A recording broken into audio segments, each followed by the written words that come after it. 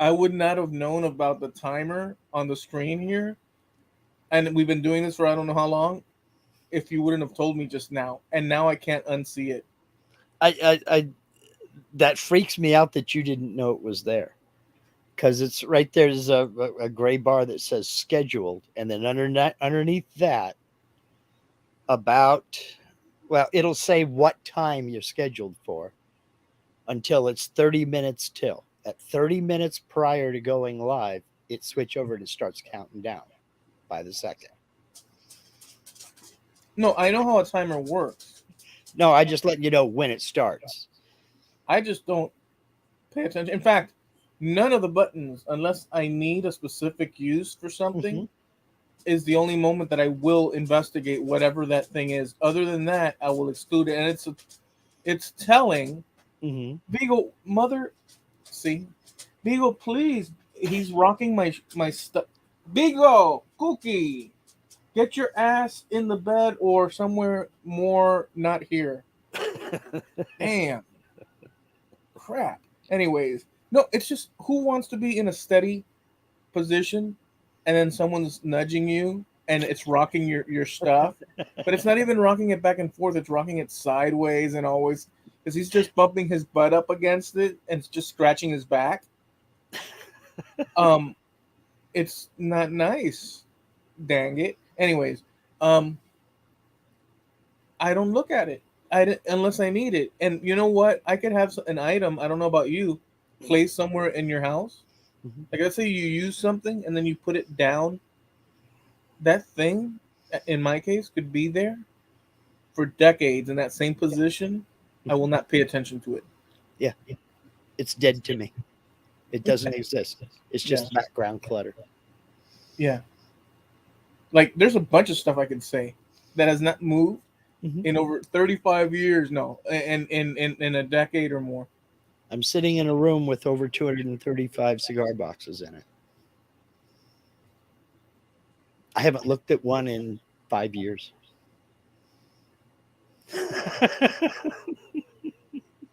But they're there.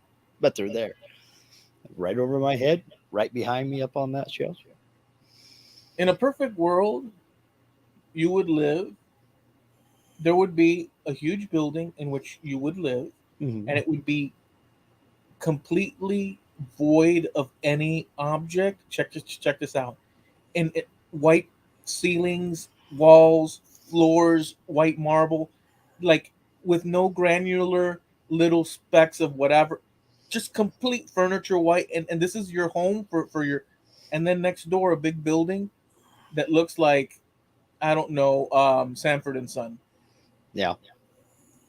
Now I So, know that that's juxtaposed, but well, but welcome to the Trampled Underfoot podcast, by the way. Jamie says, bet all them stickers are still there. yeah, you can ask me again in 89 years. Like once you like when you came to my house and flushed the toilet, whatever you flushed down that toilet, I bet you that's still there too. I'm sorry. So basically, when Paige and Mark Saunders came over, they left their mark, and you're always here. That's how it works in my house. You are always here in the just be since you came here and visited. You left a piece of your well. I'm not saying literally, but Yeah. you get. I was talking more spiritually, but since I connected it with that earlier Yeah. stuff, it just totally ruined the vibe of that. Yes, Sorry. it did. That's okay though. That's all right. That's all right.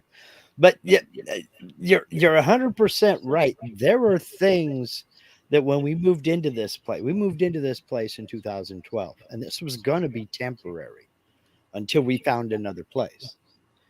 Well, we've been here since 2012, and we ended up buying it 4 years ago, 5 years ago now. Yeah, we've been here five. We've owned it 5 years. Anyway, um, we made the conscious decision to put certain things in certain places. And other than dusting here and there and the occasional take the broom and knock the cobweb off the ceiling, they haven't moved. I don't even see them. They're just a part of the background. I don't even see them anymore.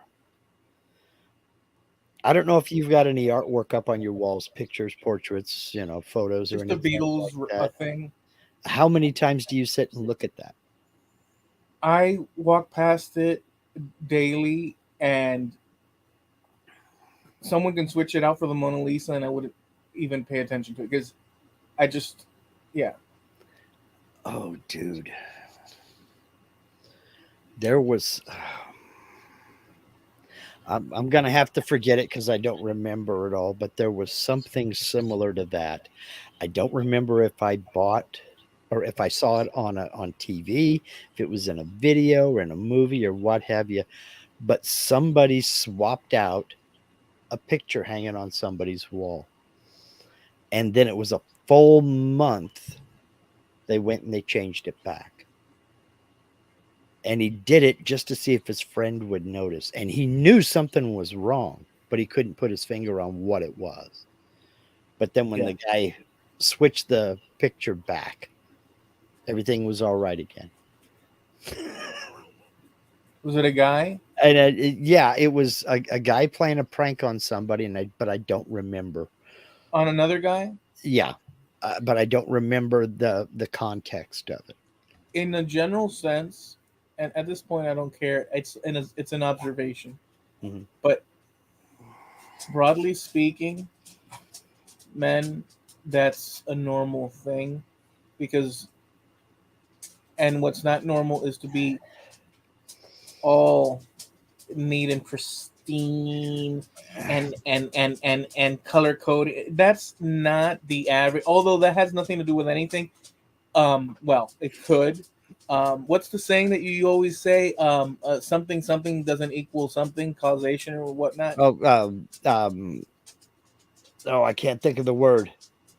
Um, Something does not imply causation. I can't think of the other word. Oh God, I hate this. Something something doesn't equal causation. Oh my God, and people are sitting there screaming at the screen now. It starts with a C. Does not imply causation. Casuality, No, Caucasian with a C. correlation. Thank you, Jim Dockeral, my man. Score yourself 5 bonus points. Correlation does not imply causation. That's it. Correlation does not imply causation, but in general, men. I mean, it's not like everybody's the same, but there are leanings. I will agree with you on this point, and I've said it before, and I know it's a huge generalization, but it's something that I've noticed over the years. Women like things to look nice. Men just like things to be. There are certain exceptions. Some guys are really hot and heavy into cars. And so they want fast cars or they want nice looking cars or they want sporty cars or whatever. The guys who aren't into cars don't care what the car looks like. They just want to be able to get from point A to point B. That's right. It depends on your focus, but the focus Right. is always targeted. Mm-hmm. And I've read before in the past, and these are generalities. There's Mm-hmm. always exceptions to the rule. Right. Um, but that men were always on lookout and looking for problems outside, like in terms of your near area, Yes. like items that belonged in the tent or hut or whatever the hell, um, were not focused on. What was focused on is long distance sight, enemy, food supply, looking out. So unless the focus was focused on honing, just the way we as you know, going back in time, it was focused on the survival thing, you know. Right. And although you need those specifics, but in terms of all that, you see that in general, women are more observant to their Yes. near surroundings and the Yes. items and the this and this and that to an exquisite, acute. way, Degree. Yes. in ways Yes. that we don't even realize that they're observing. Men are we're supposed to protect and provide and fix problems. And so you're right. The women are more observant of the things right there around them and what needs to be done to take care of this, that, and the other. While we're scanning the horizon for a possible threat or um, possible food, you know? That's one of the suggestions that I've heard, because there is this tendency, and I couldn't even say it's just me. I saw it in my dad. I saw it in friends. I saw it in other families. Like, you could see that trend. Now, it wasn't always the case. There was some very meticulous male friends that weren't the average norm and paid Well, attention to their sure. clothes. But to me, I'm maybe I think what I'm saying is roughly true. Well, it takes something as simple as a bed. Men want a bed. We want someplace comfortable to sleep. Yeah, we want sheets on it. Yeah, we want blankets for when it gets cold. But that's good enough. We just want a bed. Yeah, we want a pillow. We want to be comfortable when we go to sleep. We don't need to have the nice, pretty duvet with the dust ruffle down below, touching the ground, keeping the dust bunnies from rolling under the bed. We don't need the folded up little quilt on the end with the extra pillow on the end, all prettied up nice and neat. We just need a bed. The women want things to look nice. We just want things to be there. Yeah, that is a good point. I mean, and And it's and important to have both things occur, like well, without beautification and detail. When you do come down from your hunt, it's nice to see. In other words, well, I get it's something to do with, well, whatever. Go ahead. but you and I agree with you 100%. You need that balance. Take your example earlier, a couple of minutes ago. You're talking about that one building where it's all stark white, all the furniture's the same color and everything else. There, that says nothing about home to me. Nothing in that kind of an environment says home to me. Then you compared it to Sanford and Son. At least that looks lived in. It looks like somebody could live there. A person lives here. It's not spotless. It's got a lot of stuff laying around, but there's a sofa there that you can tell somebody uses. There's a recliner somebody uses. It says home, you know. Yeah, The the the sterile hospital white walls and highly polished marble floor doesn't say home to me. white fluorescent lights, Yeah, it doesn't say home to me. That says ice cold temperature. exactly. That says institution. Well, the Whether reason it's I whether it's medical or penal, it says institution. the Or reason even I mental. the reason I contrasted the two is that we live somewhere in between, wanting things um, rough, in a sense, what one would consider tidy, or what generally would be considered tidy, and yet still living in between Sanford and Son items, because we do Mhm. live amongst the items that we collect over time. Yeah. Um, so it might as well. In but there's notions in people's minds about, organization, filing things away and having things on the shelf proper and such, Well, and then there's but we're doing that while all the while surrounded by the items that we continue to gather. uh-huh. So it's kind of like an in between, and depending. Now, I would be an extreme in terms of that. Well, number one, I'm a bachelor, so I have stuff wherever the heck they land. Yeah. But to some people that might be, going totally Sanford and Son. Well, Um, but and there's a and difference. But there's a difference between clutter and filth. You well, know. yeah, but the thing that I'm trying to get at is that, the point that I'm trying to make is that if you go across 100 houses, Hmm.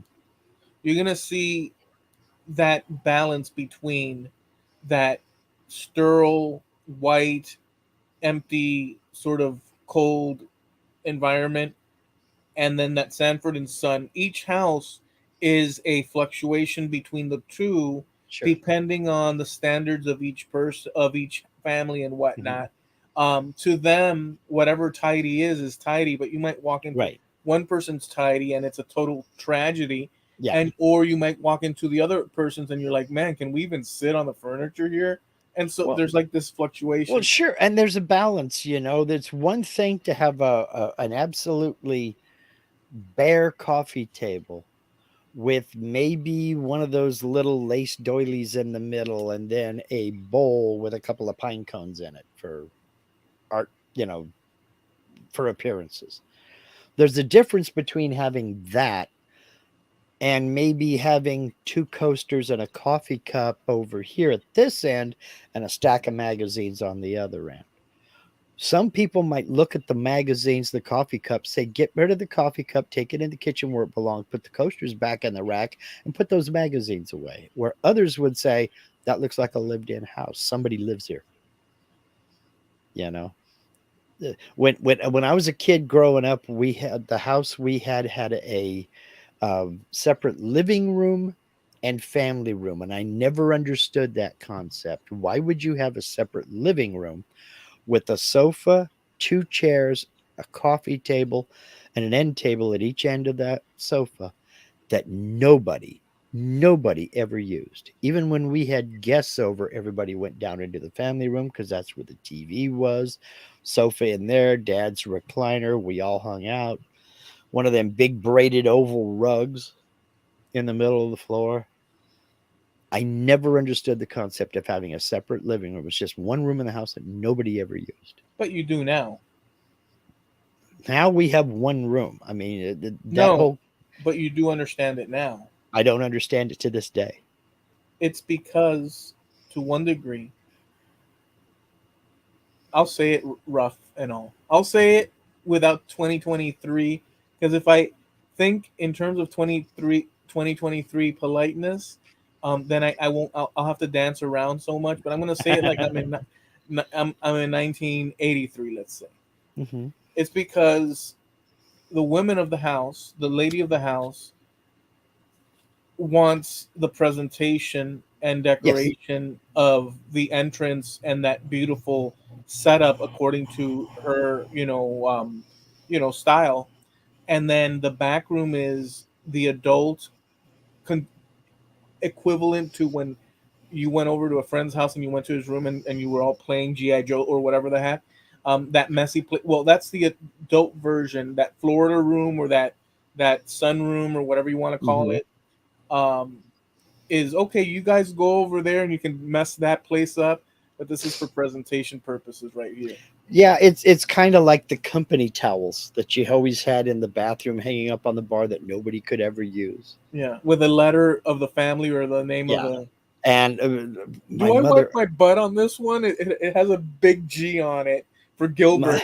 my my my mother kept saying, "No, you can't use those. Those are for company." So one day, I mean, I was in my 40s. One day we went to visit, and I walked. I went in, used the bathroom, and I walked. I washed my hands. I walked out, drying my hands on one of those towels. And she looked at me and she said, "What are you doing?" I said, "They're for company, right?" She said, "Yes." I says, "I'm company. I don't live here." And I could finish drying my hands. I went back and hung it back up. Now I got to wash that. Why? My hands were clean. Why do you got to wash it? My hands were clean. It's just water. Oh Well, man, you could just see she couldn't argue with anything I was saying, but she was still mad. and then you have to know about the rules of each place you go to. So if you go into one person's rules in one house is a different, and there's subtleties. I've had friends. So I was taught when you go to someone's house, and they didn't have to tell me more than once. I got the picture. Mhm. Like they say, you never go to someone's house and like just walk over to the kitchen, open up their refrigerator, Yeah, no, grab you don't. grab a cold one, and so that's an obvious one for us. Well, after the fact, across the years, I've had friends visit in the past, not talking about Jamie Page Mhm. or Mark Saunders, but that I can remember, but that they'd walk in, hey, what's going on, all right? And they go right straight to and to see if there's a soda or this or that. And even though I would have said yes anyhow, Mhm. according to the standards that I grew up with, you say, You hey, do you don't have? do that. Could you? Is there any? Is there anything you might have to drink? Or I'm kind of thirsty, and like there's a procedural thing Yeah. that occurs that some people didn't grow up with, or even if they did grow up with, somewhere along the way they made the decision that that wasn't important Yeah. and dropped that little Well, thing. but I was also raised that friends come over. That's one of the first things you ask. You guys want something to drink? You make the offer there. We got this, we got that, we got the other, that kind of thing. About the only strange thing that I do where I'm kind of territorial, and it's not really territorial. Well, it is kind of territorial for me, is Linda has teacups and I have coffee cups. And I don't give a sniff. But according to Linda, if you put coffee in a teacup, that's all you can taste after that is coffee. All the tea you put in it will taste like coffee. So, And a porcelain taste. she's the one that drinks tea. I don't know. I don't care. It doesn't bother me. There are certain cups that I know not to put coffee in. That's not a problem. So when we have somebody over, I will get out cups that I know are for coffee and I'll put them out on a nice towel by the coffee maker. You want coffee? There you go. And so that's one little thing that I will do is so nobody grabs one of her teacups and pours coffee in it. So, but then again, that's that guy thing. It's to protect my wife. So I really don't give a sniff, but I know she does. So okay, I'm fine with it. It's a little thing, no big deal. Now, Growing up, go there's ahead. there's been a few comments out here that I gotta Well, let me just say this before, go because ahead. it's going to stick to let's pause on that for just half a second. Let me just Okay, attach this to it because it okay. has to do with coffee. Growing up, the traditional thing in Miami, which comes from Cuba, and it's Hmm. not just growing up. It comes from Cuba, but it's not just Cuba. It's a Italian thing. It's a Sure. broadly, you know, anytime people would come over or after eating or whatever, my grandmother or my mom, whoever was preparing the food, would make some Cuban coffee. And the way they serve it is a little cup, kind of like what you see in those bistros, those little cups. Yeah. But they usually had like um, Romance era design, kind of like Roman or even Greek like Hmm. figures, like the women with the gowns that you'd see in Yeah. paintings. Um, and with a little plate made out of porcelain, small little plate, and the cup sat on it, and they would put it on a tray. Hmm. It was very, I guess, the equivalent. If you've ever seen those old English movies, it doesn't even have to be old, but where Yeah. the lady comes out serving tea, Hmm. or the butler comes out with a tray, Hmm. and then the guests are sitting, and they all pick up their and they're drinking their tea. It's kind of the same. I grew up observing this cultural behavior where they'd come up with a little tray and the thing like mom or grandma, both of them, Hmm. and my aunts, like it just Hmm. went on and on. They'd come out with a little tray, and looking back on it, and then people would pick it up and do you want some more coffee? No, It thank you. was more of a presentation and more of a process than it was just getting coffee. Yeah. It was a ritual. It's Yeah. ritualistic process that I would observe, and that's something that goes back hundreds of years, Yeah. hundreds of years that we adopt and pass on and continue to. Well, I grew up observing this, but I didn't see this in some of my other friends that I, weren't I of was Cuban, just getting ready to say, and you don't even know where it came from. and one doesn't even know. Well, you could imagine, um, I can imagine in 1700s it being performed as such, across the Caribbean in Cuba, Puerto Rico. Mhm. I could picture it being Oh, sure, performed we by can people imagine. Yeah.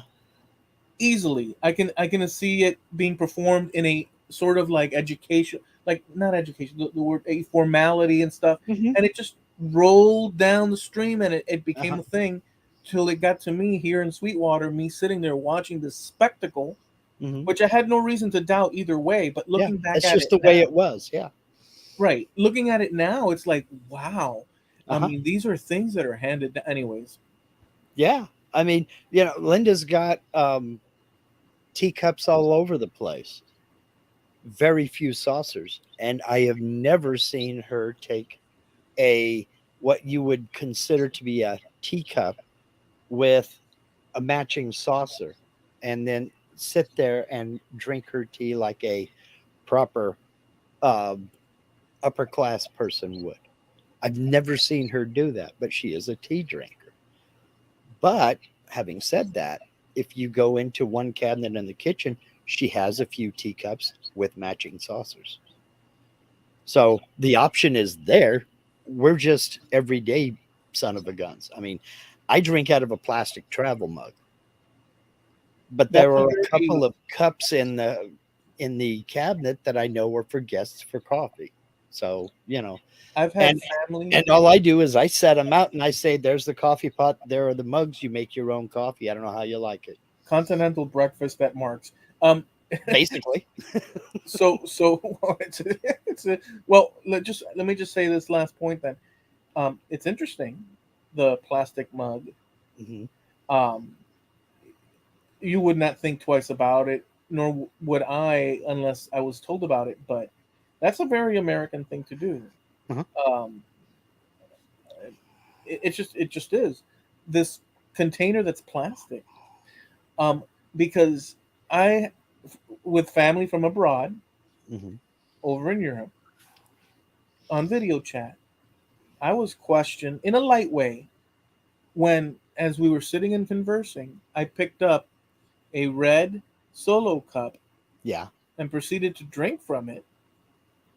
And they were all sitting there and they was like, look, you see, and they were fascinated yeah. that I was drinking out of a red plastic petroleum based receptacle hmm that we call a solo cup because I mean, I'm sure they have solo cups as well, but it doesn't seem to be that they drink out of those things much. Not so much. And Jamie, please tell me, please confirm or deny this, okay? From what I've seen, and admittedly, my information comes from websites and YouTube and things like that. Those are considered American party cups.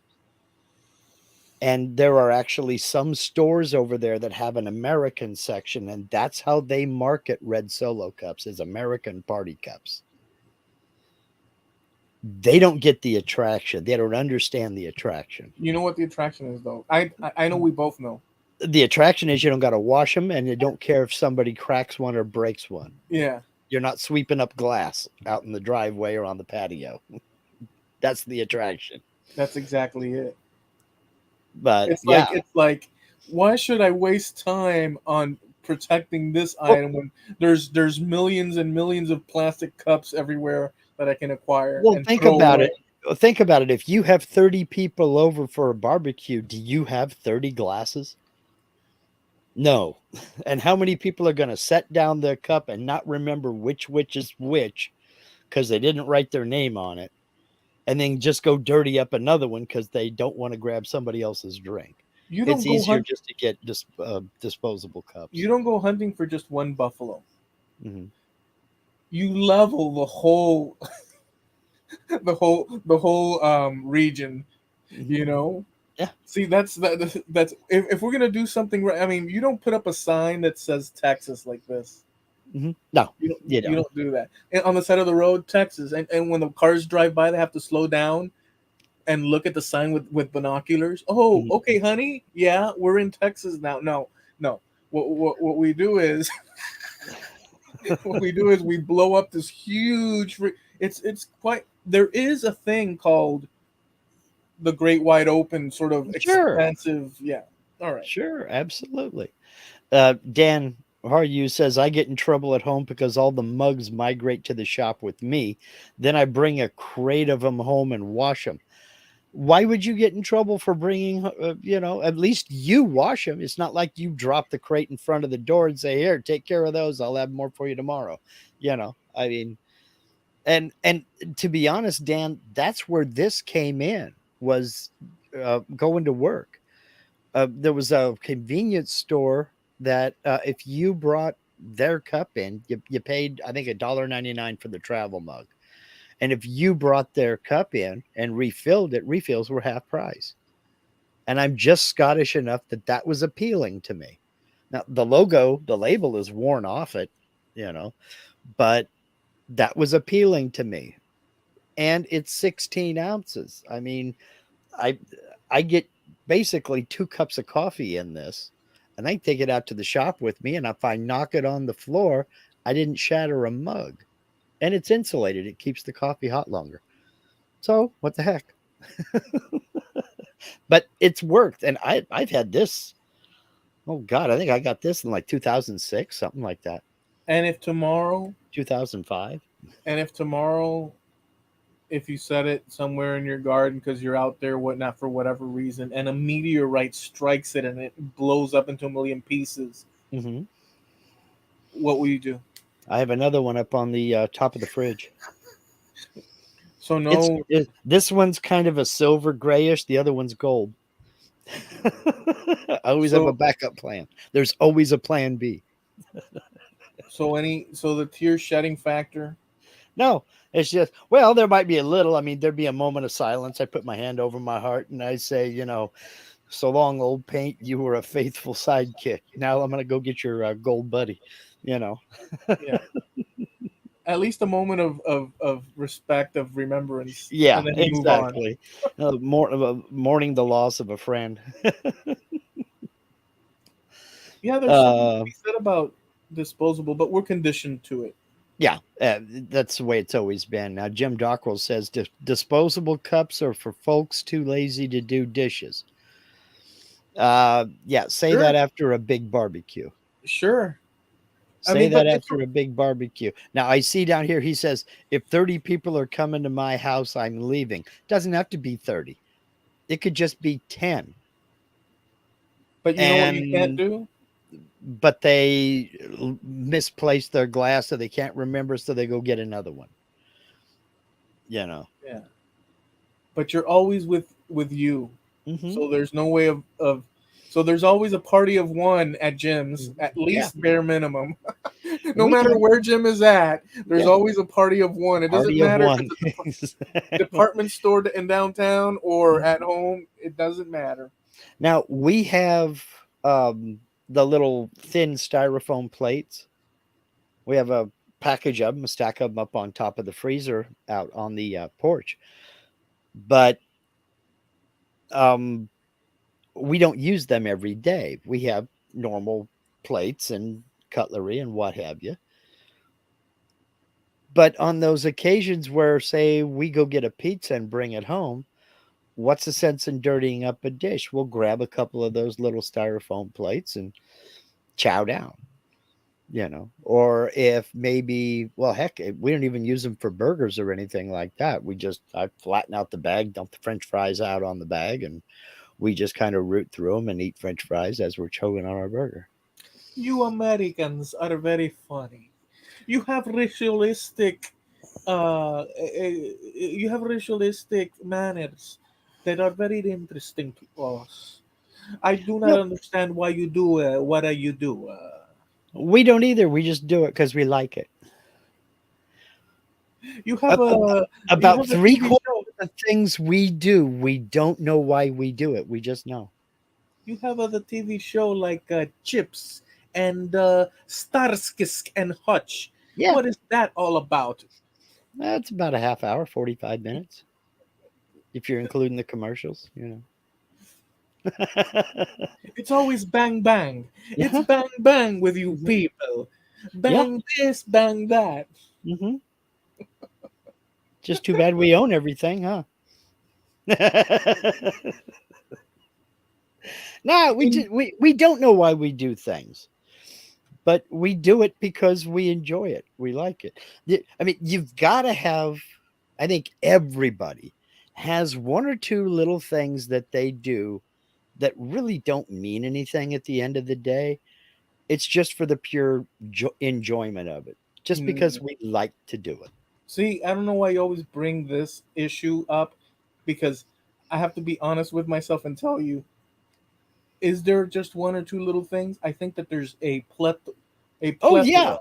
Oh yeah, but I mean somebody may sit there and say, "Nah, I don't have anything like that." Well, no, you probably do. You probably have something that, like for instance, Arby's horsey sauce. I love Arby's horsey sauce on when I cook a brisket or do a roast beef on the smoker. I like it on that. It doesn't have to be from something from Arby's. I like Chick-fil-A sauce on French fries. Just little goofy things like that. The Arby's situation, I will say this: there's something going on with Arby's. There always has been, because their Arby's sauce, Hmm. like the Arby's sauce Hmm. that they use in their buns for Hmm. the roast beef sandwiches, and the one that comes in the packets are two different things. They're I'm gonna not the same thing. I'm gonna blow your mind. They also sell it in bottles in the store. Not every store has it, but they're starting to sell that and horsey sauce at the store. Yeah, but the problem is, I like the Arby's sauce that goes on the bun. Yeah, they're a little bit different. Yep, They they have to be a little bit different because these are packaged and then pasteurized after they're packaged to kill off any contamination, any bacteria, so they have a longer shelf life. The stuff that you get at the restaurant that you're pumping out of the thing, it isn't pasteurized like that. It's mixed up differently because it's not for individual sale. gotcha. It's like the Taco Bell mild sauce that you get in the little envelopes has a different taste from the sauce that you get in the bottle at the grocery store. Hmm. Yeah, there is a difference, and I've noticed it. Hmm. And I like the burger one or the Yeah, sandwich one. yeah. But you have just enough of that flavor there. The Chick-fil-A sauce that you get in the bottle at the store is slightly different than the Chick-fil-A sauce that you get at Chick-fil-A because it has to have a longer shelf life. Chick-fil-A is going to have higher turnover than product turnover than Walmart or Safeway does. I no longer. I mean, it's not that I never will, but I don't eat as much burgers and such as I used to, from out and about. I just can't. Well, I can't look at a number one meal or whatever meal, $10, $11, the way they go now. It's like, no, I don't think so. I just, well, the day of the 99 two tacos for 99 cents is long past. yeah. What I can you mean, I say? get. Well, I understand that, but um, Oh, you don't have to like it. well, apparently I don't. But and therefore Mm. I discount all the burger places. I'll just drive right by them. Like, it's that deal of, like, the eggs. Hmm. Oh, you're gonna do that? And I know it's a greater problem in terms of the chain reaction of economy, inflation, and all these factors. Sure. But if enough of that kind of crap, and it's probably inevitable. Who knows these things? Hmm. Because things do get more. I will funnel into a cave on the side of a cliff with a little fire, right, and some wolves sitting next to me. And, so how was your day? I will go to that extreme if I'm rubbed the wrong way in terms of the things that one sees Hmm. that I feel offended by. It offends me that an egg, you understand, um, the equivalent of what it was a year ago. It offend. Now I understand the reality of the fact of it, but that's inside somewhere when I'm looking at items and I see the price tags. I'm like, hmm, and I keep going. There's a little bit of that going on. I used to be that way, but I got less and less like that as I'm getting older. I mean, I was that way. $4? Are they kidding me? Now, that doesn't mean that I'm throwing money around like it doesn't mean anything. I still get cheesed off when one brand of ice cream is $6 at one store and 3.95 at another store. You know, I won't buy it from that one store. I'll wait and go to the other store and buy it for 3.99. I'm not paying $6. I mean, now when you stop and think about it, it's $2 and a penny. Is that a big deal? No, it's not a big deal at the end of the day. But that $2 and a penny adds up over time, you know. Yeah. So it's just like, no, I'm not going to buy it for. Why would I pay $2 and a penny more just because? No, that's nuts to me. But then again, there is somebody out there right now going, geez, you pay $4 for ice cream? We still buy it for $2.99. So, everything's Nothing costs relative. I get that. just almost nothing costs $2.99. I was surprised the other day. I bought a pack of gum. It was the thin one, Hmm. and it was 35 cents. Hmm. You know the ones with the little circle that says 25 cent. Hmm. Back in the day, now it's 35 cent. And I was Yeah. like, holy smokes, what a bargain!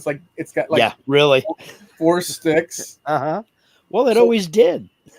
So, but the point is that it's like, it's funny, and I can imagine people from way back, like when my growing up, my great grandmother, which hmm. I had the the the advantage of knowing when I was little, my great grandmother, she would call me over and hand me pennies. Hmm. Now this was back in the early '80s, late '70s, early '80s, and my dad said, "Oh look, put the pennies away. Your great grandmother's giving you money that Hmm. later you can spend, like a little lesson thing." But Hmm. she was very old at that. But to her, those pennies, Yeah, a meant person that was something. born in the 1880s, which she was, That meant something. Yeah. that was a big, and it was a big deal regardless. But the point is that now, if little Joey comes up and says, "Hey, Grandpa," you have to smack him with 100. Just about. I mean, I can remember my grandfather telling me the first 50 cents he earned, he went and brought a pair of overalls, bib overalls, with 50 cents. And I'm like, holy hell. So to him, 50 cents was a lot of money, And he was in his 70s. And it's like, yeah, 50 cents is still a lot of money. And it's like 50 cents, you can get a candy bar. He's like, oh, they used to be a nickel and yada, yada. Yeah, times have changed, Grandpa. The dollar today. So I look, I didn't just pop out of nowhere. Um, Sure.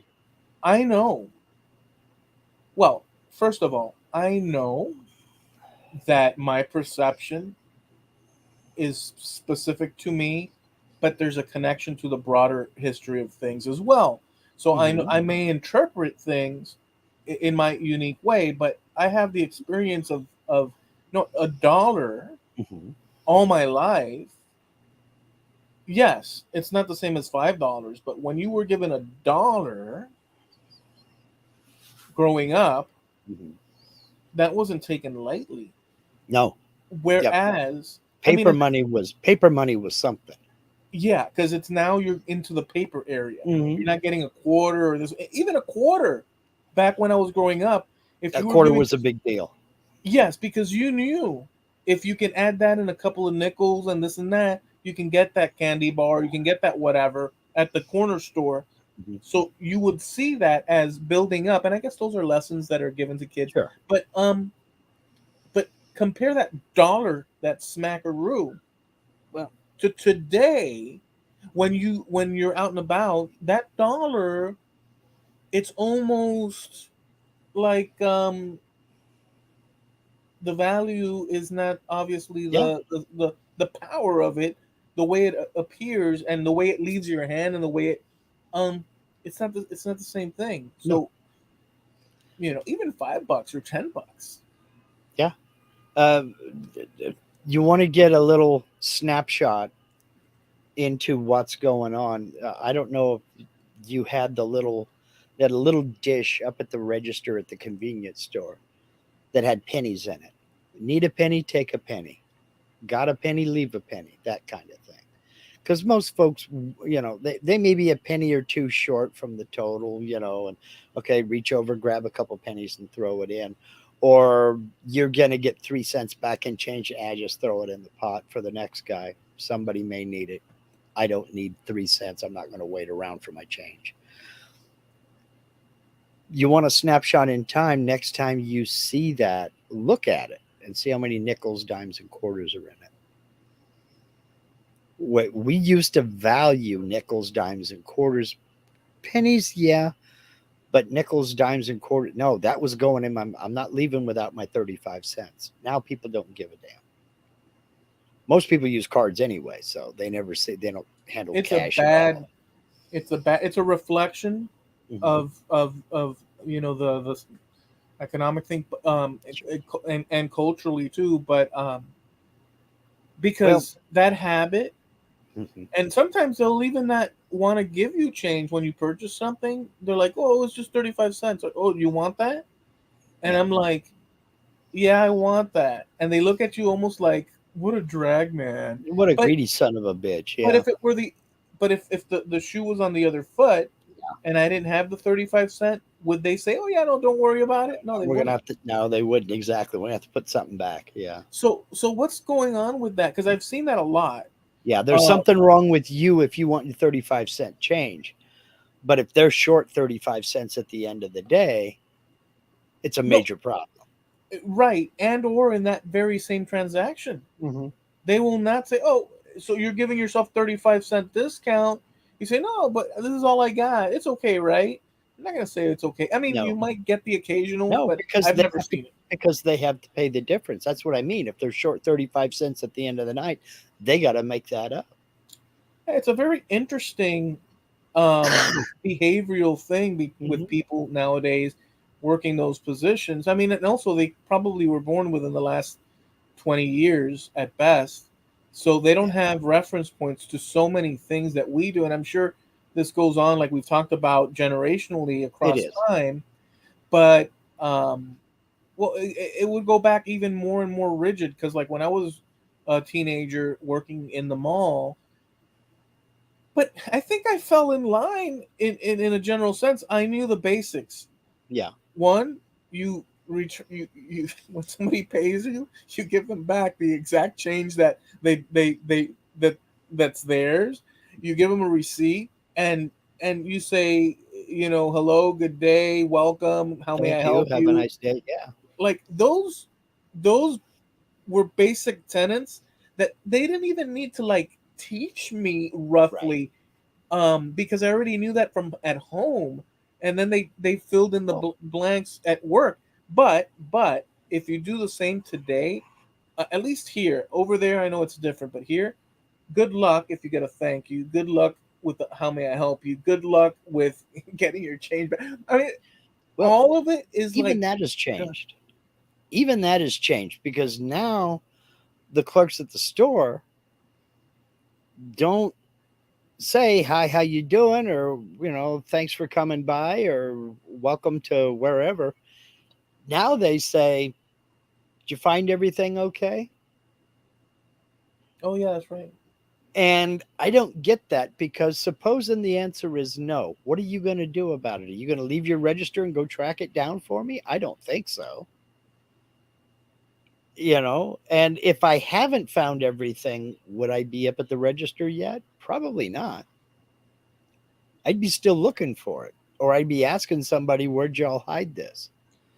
When You you're a know, when you're a customer, I would put in place a rule, regardless of the feelings hmm, of the employee that's servicing the hmm, transaction. I would put it in place that it's good day, good afternoon, whatever the case. Thank you so much. Hope to see you back again. Have a great day. You know that Yeah, there is certain are basic courtesy. Yes. across the and regardless of how they feel, Hmm. because the how they feel part doesn't matter Yeah. in terms of if you hear, oh hello, you may be in a crappy mood and you say hey, hello, and Yeah. but you might be in a crappy mood. Maybe you're in a good mood, but the point is that you exchanged it because it's another instance of remembering that hey, we're not crawling on all fours and howling at the moon here. We're actually human beings, so Yeah. let's keep a standard here. Let's keep Um, it simple. right, and even though pieces of that might fall away depending on the circumstances, the idea that everybody tries for that is a good thing. So in a company, I think that that's would be That's a you correct thing. would think that would be basic customer service training, but then again, a lot of that isn't trained anymore. I've been on both sides of this. I've been the customer, obviously, and I've also been the person behind the counter. um, i- in food and beverage, in casino gaming, and in retail in various capacities. And there's a you're right, every place has their own little thing. I don't know if you remember Kmart stores. If you looked on the cash register at Kmart, where they reached over to pull out the receipt from the cash register, there was a sticker right below that little window that said TYFSAK, big red letters. The clerk was supposed to rip off that receipt, hand it to you, and say, "Thank you for shopping at Kmart." And that sticker was there as a reminder. And you would hear people occasionally in the store saying, "Teef sock." That's what that meant. Teef sock. Thank you for shopping at Kmart. But it was kind of an inside joke amongst the employees. You know, that went out the window. Now, yeah, it varies in different regions. I tell people all the time, when you come here, don't ask a clerk how they're doing, because they will tell you, and there's no such thing as a short story here. So you'll be a while. But I've also been in big cities where it's just like you're just next. That's all. They're here for 8 hours, so they want to get you out of here as quick as you can so they can get to the next guy and just make it through their shift. It's like piecework in a factory. Yeah, yeah, And I it's know. easy to forget things, and it's easy to be in a crappy mood. The trick is, and this is what I had to teach a few people working in the casino, you can be in a crappy mood, you can be having a crappy day. Part of your job is to make sure that the person you are dealing with right now does not know that. So, yeah, you got to paste on a plastic smile. You've got to be nice. You've got to be civil. But they are not an annoyance. They are the reason you have a job. So, you got to treat them accordingly. You have to be nice. You have to be civil. You have to be welcoming because you want them to come back. Yeah, So, I mean it's very simple. Um, the concept is a very simple concept, and um, you know, we're in a different world in terms of that mhm, because okay, so look, so in today's world, we in today's world, um, we have people that are nice, people that are so nice, people that are not nice, people that are terrible, people that are abysmal. We have all the same type of people that existed back then. You have your cutthroats and psychos. You have your naysayers and liars. You have your cheerful. You have your happies. You have sure, all these variations that humans have today and back then. sure, Except that back then, even the ninja assassin slash psychopath, for the most part, in any commercial exchange, everybody roughly thereabouts said thank you or okay, see you or appreciate it, yeah. and that makes the world of difference. Well, but we also have a different talk to people buying stuff. We go out of our way these days to avoid dealing with people. We'll order our stuff online and we'll go for contactless delivery. People are problematic, dude. We and that's part of it because nobody is taught how to interact with people anymore. And you ask them why they do that. Well, why do you order online and then have it delivered and left on your doorstep? Because I don't want to deal with people. We go out of our way to avoid people. Why? Well, because people suck. Yeah. Well, because we don't teach people how not to suck anymore. We don't teach manners. We don't teach common courtesy. And I'll put that straight at the door of parents because that's something you're supposed to be teaching your kids from day one, you know. If you see behavior in someone, could be anyone, Hmm. to a degree, because there's variations. You could stray from the teachings of home, You can. maybe for whatever X amount of psychological reasons or circumstance you're involved in. I've been out and about and not always treated the person in front of me, but they've s- created chain reactions in a certain back and forth that opened the door for me to lay down some heavy whooping, Hmm. and because I could be so the standard is to be kind to everyone regardless of what. Hmm. Be But if respectful. the Yeah. door is opened to me and I see that there's some sort of issue going on, disrespect or lack of Right. or unfairness or that, I could be terrible. Most of us can. Yeah. I mean, so but are we going to accentuate the terrible and prolong and give it footing, or are we going to try for the good even though we might have a different disposition that day? um and obviously you can't control these things, but anyways, there's people, like you were saying, it comes from the parents to a great degree, it appears, because it's the lessons learned and such. um there could be people that stray from that, but Oh I think yeah. that the rule of thumb is what you're saying, that Well, that you see the behavior that was taught to people. yeah, you do. And well, not only that, but and you're absolutely right. People do stray away from the teachings of their parents, and they'll do it when their parents aren't around. You take a 6-year-old or a 7-year-old kid who's there with mom and dad, and they're going to be just as nice and polite as you've ever seen. But the minute mom and dad go in the house, they're spoiled little brats. I'm sure you've seen that. I mean, I think we all have. But overall, in general, that kind of thing is down to parents, but it's also down to absorption from just society.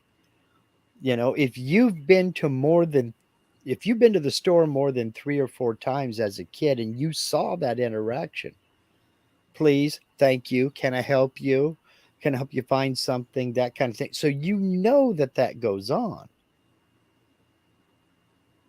Well, when it's your turn to be behind that cash register, and I walk up and start putting my stuff up on the belt, and I turn and I look at you and I say, "How you doing?" And you're standing there with your arms folded, like, "Well, hurry up." I might just start putting shit back in my basket and walk out the door.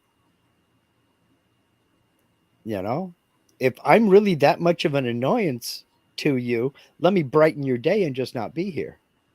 There are plenty of other stores. You know what? When I know when we're at our final throws, That's that. if we at the drive-through at the local burger joint, you Mhm. say, "Yeah, and could I please have an extra ketchup packet?" And they turn around and say, "That'll be $1.50." And there'll be an That's when I extra, yeah. that's when I know that the cycle has been completed and we are now headed towards collapse. Two things about the drive-through. One, I never used to use the drive-through to begin with, but they asked, "Do you want ketchup for your fries?" I'm thinking to myself, I'm at the I'm at the drive-through. I'm not eating it here. I'm taking it home. I got bottles of ketchup at home. Thank you. No, I don't need. Then I think to myself, okay, somebody's going to eat this in the car. So maybe they do want ketchup. But how are you going to put ketchup on your fries while you're driving? Anyway, that's neither here nor there. Yeah. I never used to go to the drive through mainly because I figured the only thing they give you at the drive through is the stuff they don't have the guts to hand you face to face. So go into the store. It's going to be a little bit nicer because you can stop and say something. You ain't got nobody honking behind you. So you get all the crappy burgers and fries and stuff, and Yeah, in the the drive. drive through.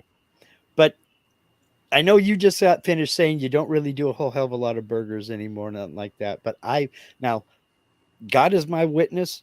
And if you people out there, if you do fast food, listen to this. This is going to change your world. It's going to change your life. And next time you hit the fast food joint in the drive through, keep this in mind. I got two words that are going to change your life: car fries. What? Car fries. Uh-huh. What do? We pull up, we pay the money, we get our burger, we get our fries, we put them over in the passenger seat with the top open, and all the way home, we're snacking as we're Yeah. driving.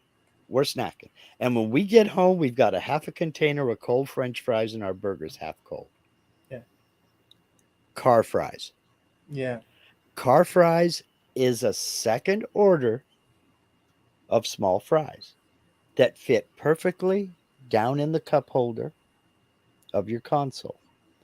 So, yes, I'd like a number two combo with a Pepsi or Coke, whichever. And I'd also like a second order of small fries, please.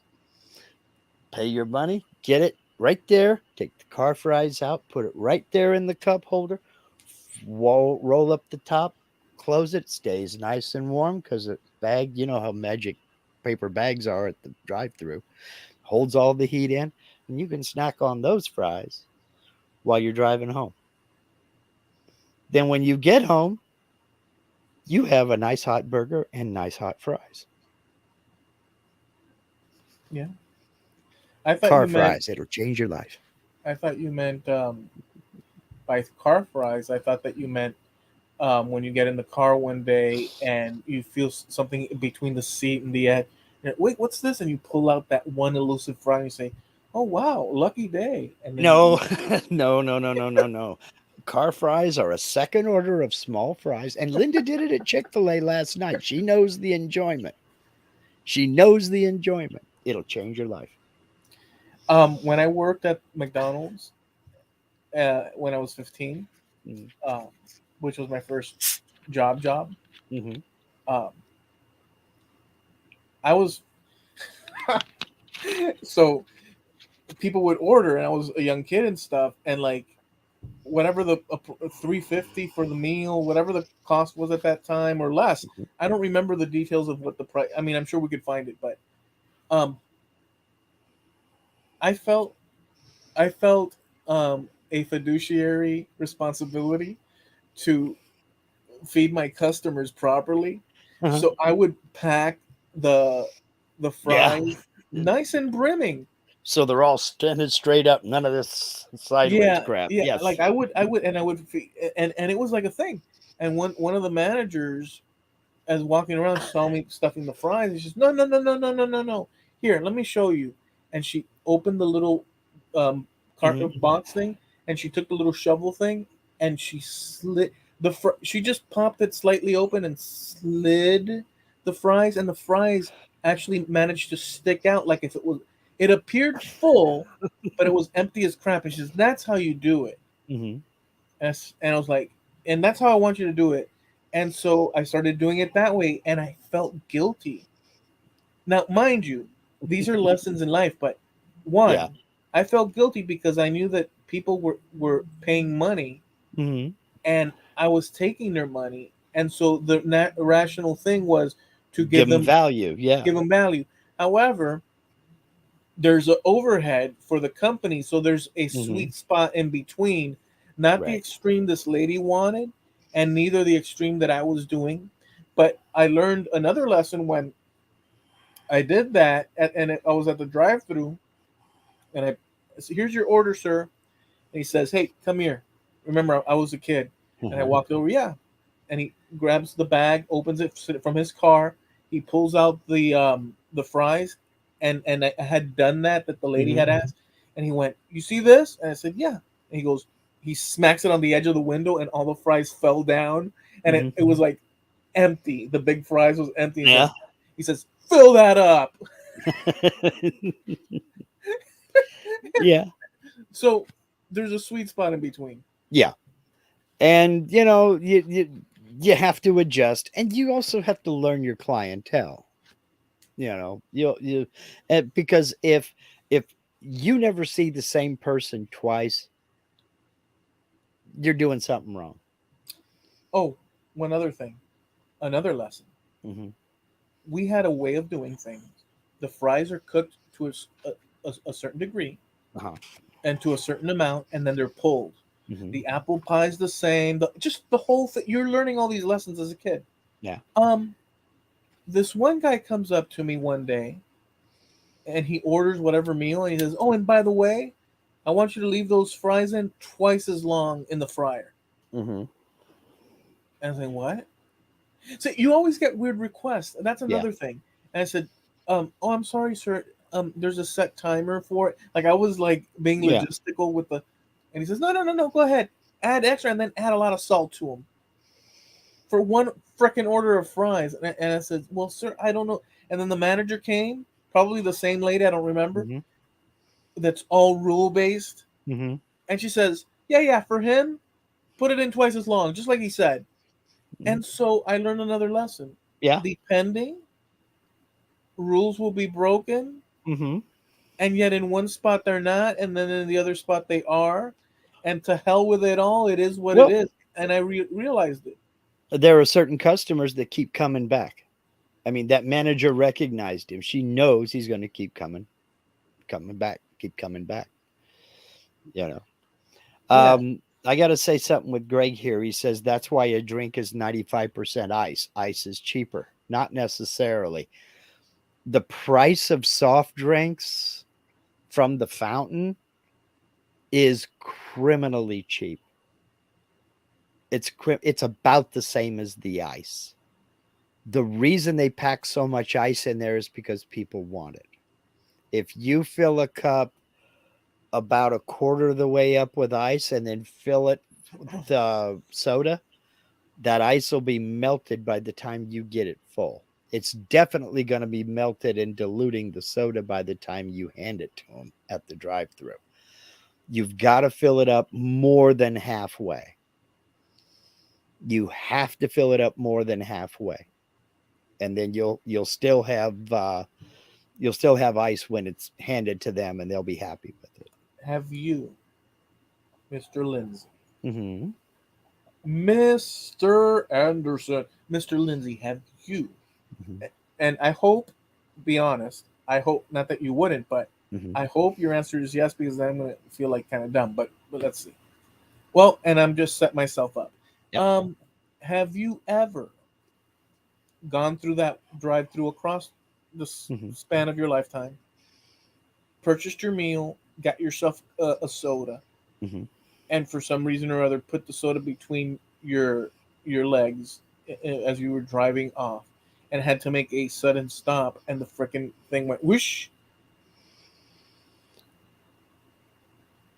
I don't think I've done that, but I have hit something and had it splash. I've dropped the whole damn Coke. Oh, I've done that. Yeah. Well, that's I, what I'm saying. I've fumbled the coat getting it and it drop in between the car and the wall and you look up at her. I've done that, but I've not had it tip over forward on the floor on me. I don't Okay, think. okay. But it has dropped in whatever scenario you've Oh experienced. yeah, I've squeezed it between my knees if somebody hits the brake or I'm not thinking about it, but I tried not to do that. You know, Oh well, of course and you and try not and to. this was back before we had cup holders in the car. So, you know, but now with cup holders, I just put one over in the cup holder, and then I hand the bag to Linda, and then that's it. I don't There's even think there's about it. there's these clips Hmm. on the internet, and there's this guy. He was all happy and stuff because he had bought like a truckload of like, and he was holding it all from the local burger joint. He's walking up the steps, and he makes one slip, and all his sodas and they all go splash all over the deck. Like, and there's like that little camera, that little The doorbell camera, GoPro, yeah, and it just all collect, and his face. I mean, you can see only the detail you can, but you could feel connection with the guy yep. and I his suffering, sympathize, brother. because it's just it's one of those things, dude. It's one of those things.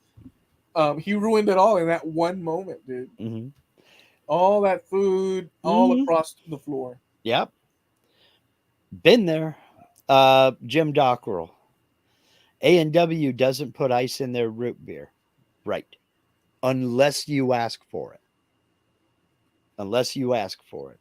But I still like A&W, and I haven't been in one in a while. I don't even know if we have an A&W here. Good grief, we haven't been in an Linda. We haven't been in an A&W since Reno, and they still served root beer. If you went in and ate there, they still served root beer in the glass mug that was ice cold. They took the mug out of the freezer and then hit the thingy and poured the root beer into the glass mug. You know how you can judge a state's freedom and economic index in a very simple way, Hmm. by counting the amount of Long John Silvers that they have in their locale. If they have a handful of Long John Silvers, Mm-hmm. you know that area is a hoppin'. If for some reason, and you could say, well, how about Arthur Treacher's? Not the same thing. If you Well, see a Long John Silver, you know that economic vibrance is in an area. well, I've never seen an Arthur Treacher's. I think that's an East Coast thing. I don't know if Oh, we, okay. I know we don't have one here, and I didn't see one down in Reno. Okay. But I'm going to say something that you're not going to like. I've never gotten a good meal at Long John Silver's. I don't even go anymore. And I don't know if we have one here. Dude, you've never had a hot piping, the fish hot piping comes out with the beer batter and the uh, hush puppies, um, with the coleslaw. You've never had that hot and I've piping. never had a good one. I've So never had a good one. what do you end up with? Like some Dried up nasty stuff. So I just no. dude. If They I'm in the did, mood for fish, there are certain restaurants I'll go to that do it very well, and I'll go get them there. dude. Let me tell. Back in the day, Hmm. it was a family thing, and you might think, what came first, the chicken or the egg? But we would go to the Yeah, Long John Silver's on Coral Way. It was such a wonderful thing, and my dad. It was an event, and it's just, a little place that you yep. go to, but it was an event because everybody loved the beer batter. So Hmm. we'd sit down. So, and it was always hot. Hmm. And even after the fact, years after, it was, so you'd go there and you'd get your nice meal. But it seems like, well, hell, whatever. I mean, there's always going to be the oddball out. Yeah, I my experience with Long John Silver's was down in Reno and in Carson City, so three different places. Everything was way overcooked and dried out, basically. Yeah, they don't know It's in the just like desert. They don't know about fish, sea life. it's corporate. I mean, they say just like your McDonald's with the timer, they set the timer for this and drop it in there. Either somebody didn't know what they were doing, or somebody knew damn well what they were doing and just left it in there too long. If you're in a desert town Mhm. and you stop in and like, they have a display with weenies, and you're like, oh, I'd like a couple of. How long have those weenies been sitting there? And you stick your head out the door and you see the highway and the desert, and like there's a car doesn't even pass by. There might be a chance that the guy sitting there behind the counter. I mean, you know what I'm saying? Like, so there's. Then again, it's Reno, so Yeah, it I might be mean, more.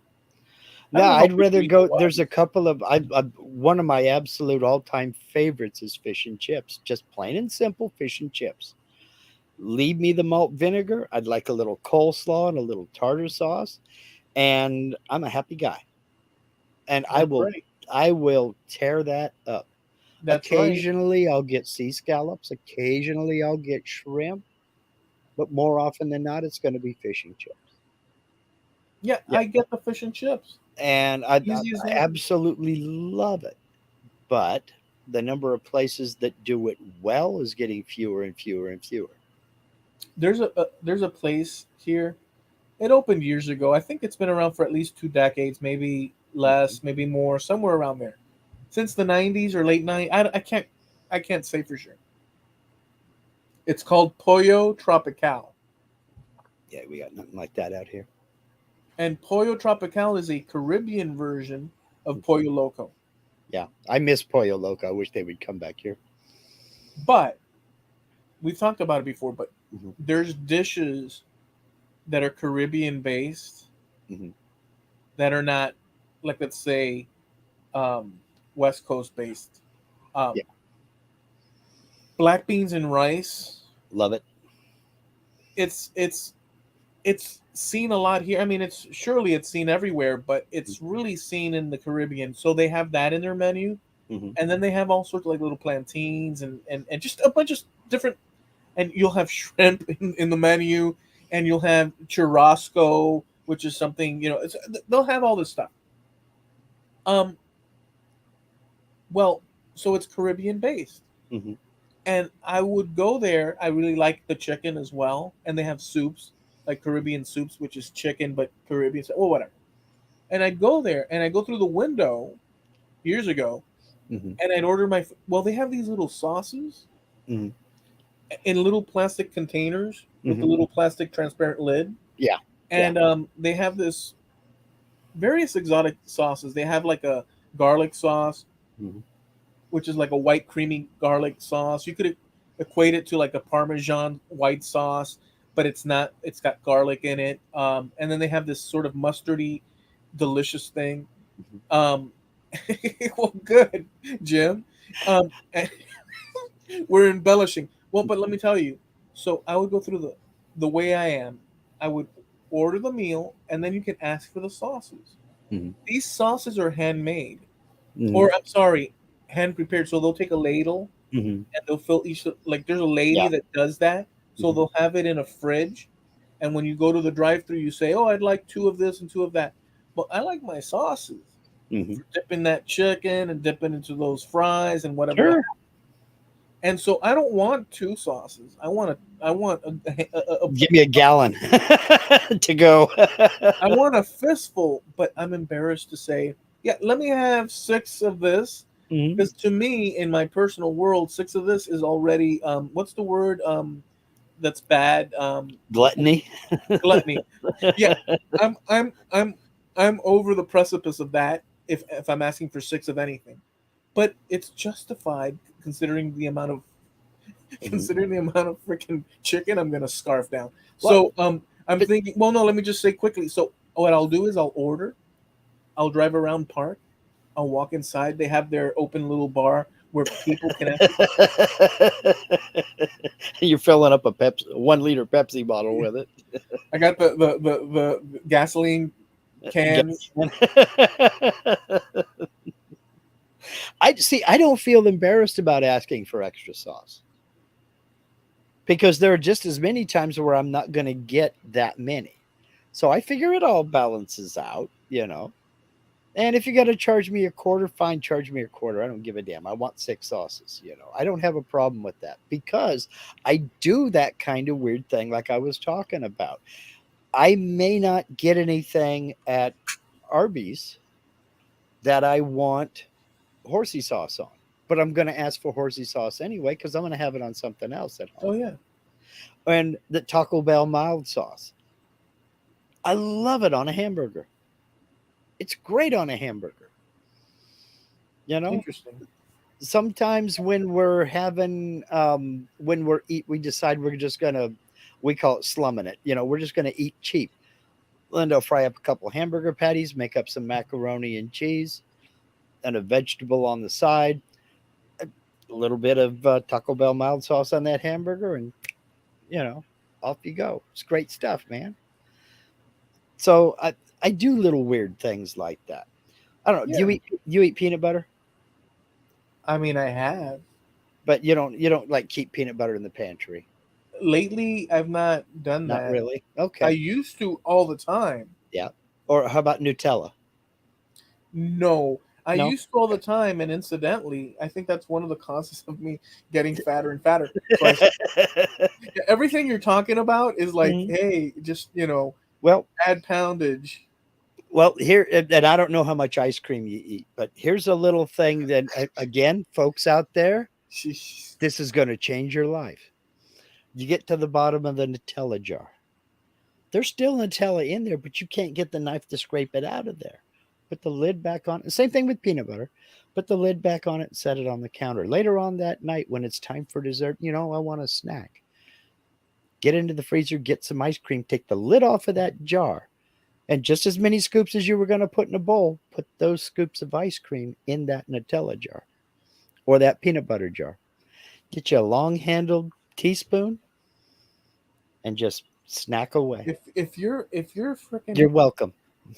if your forefathers back in the Stone Age Mm. would hear you now, they're over there freaking attacking dinosaurs, and we're here, some like 5 to 6 thousand years later, talking about Nutella. Imagine what. So we fought and They struggled. would be saying, "Hand me that spoon, you son of a bitch! I want to try that." That's what they'd You be know what I'm saying? saying. They didn't have that option, but No, they didn't. to a I do. series of. Yeah. So if you were to take one of them Stone Age people Hmm. that are risking it every freaking day so that they can, do you think? I mean, it would be a shock, but Hmm. if they had, like, in the middle of like that winter wonderland of Ice Age, like, let's and the hills and whatnot, and they go out with their loincloths, and they're there looking for food, and let's say they go into a little ravine and they see a 7-Eleven all lit up just out of place. Do you think if they walked in there and saw the layout,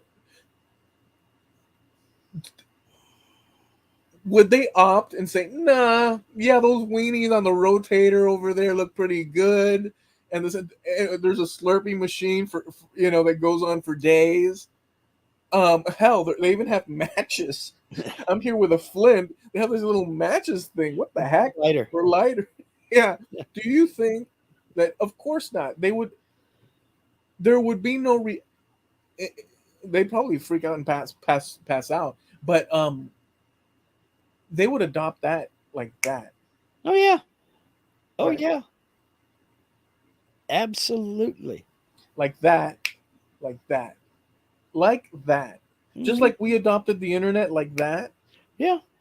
Absolutely. You take people that have never been to a fast food joint in their life in for the first time, and if they like the food, if the food is good, they'll be back several times. Suddenly, it's like, how did I miss this for so many years? Dude, do you know that in ancient times, Hmm. the Romans, like in the first 50 at least, and maybe Hmm. no, even earlier, but like let's say the turn of the era into Hmm. AD, the Romans had Swiss knives. They had pocket knives Hmm. that swiveled with the pin with the pin metal. They had Yep. all that stuff. Hmm. They had so many things. Like I run into a lot of these little posts from the DNA thing, Hmm. the ancient one, and they show the pictures, and I'm like, so talking about advanced this and that. There's a lot of things that the average person may or may not get, may or may not. Hmm. That back then they had these little creature comforts. It's Hmm. just that we equate them to a more modern um, era.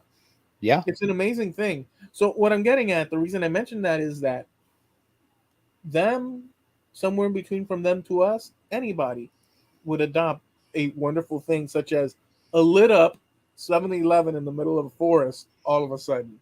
Yeah. Oh, There's no absolutely. compare.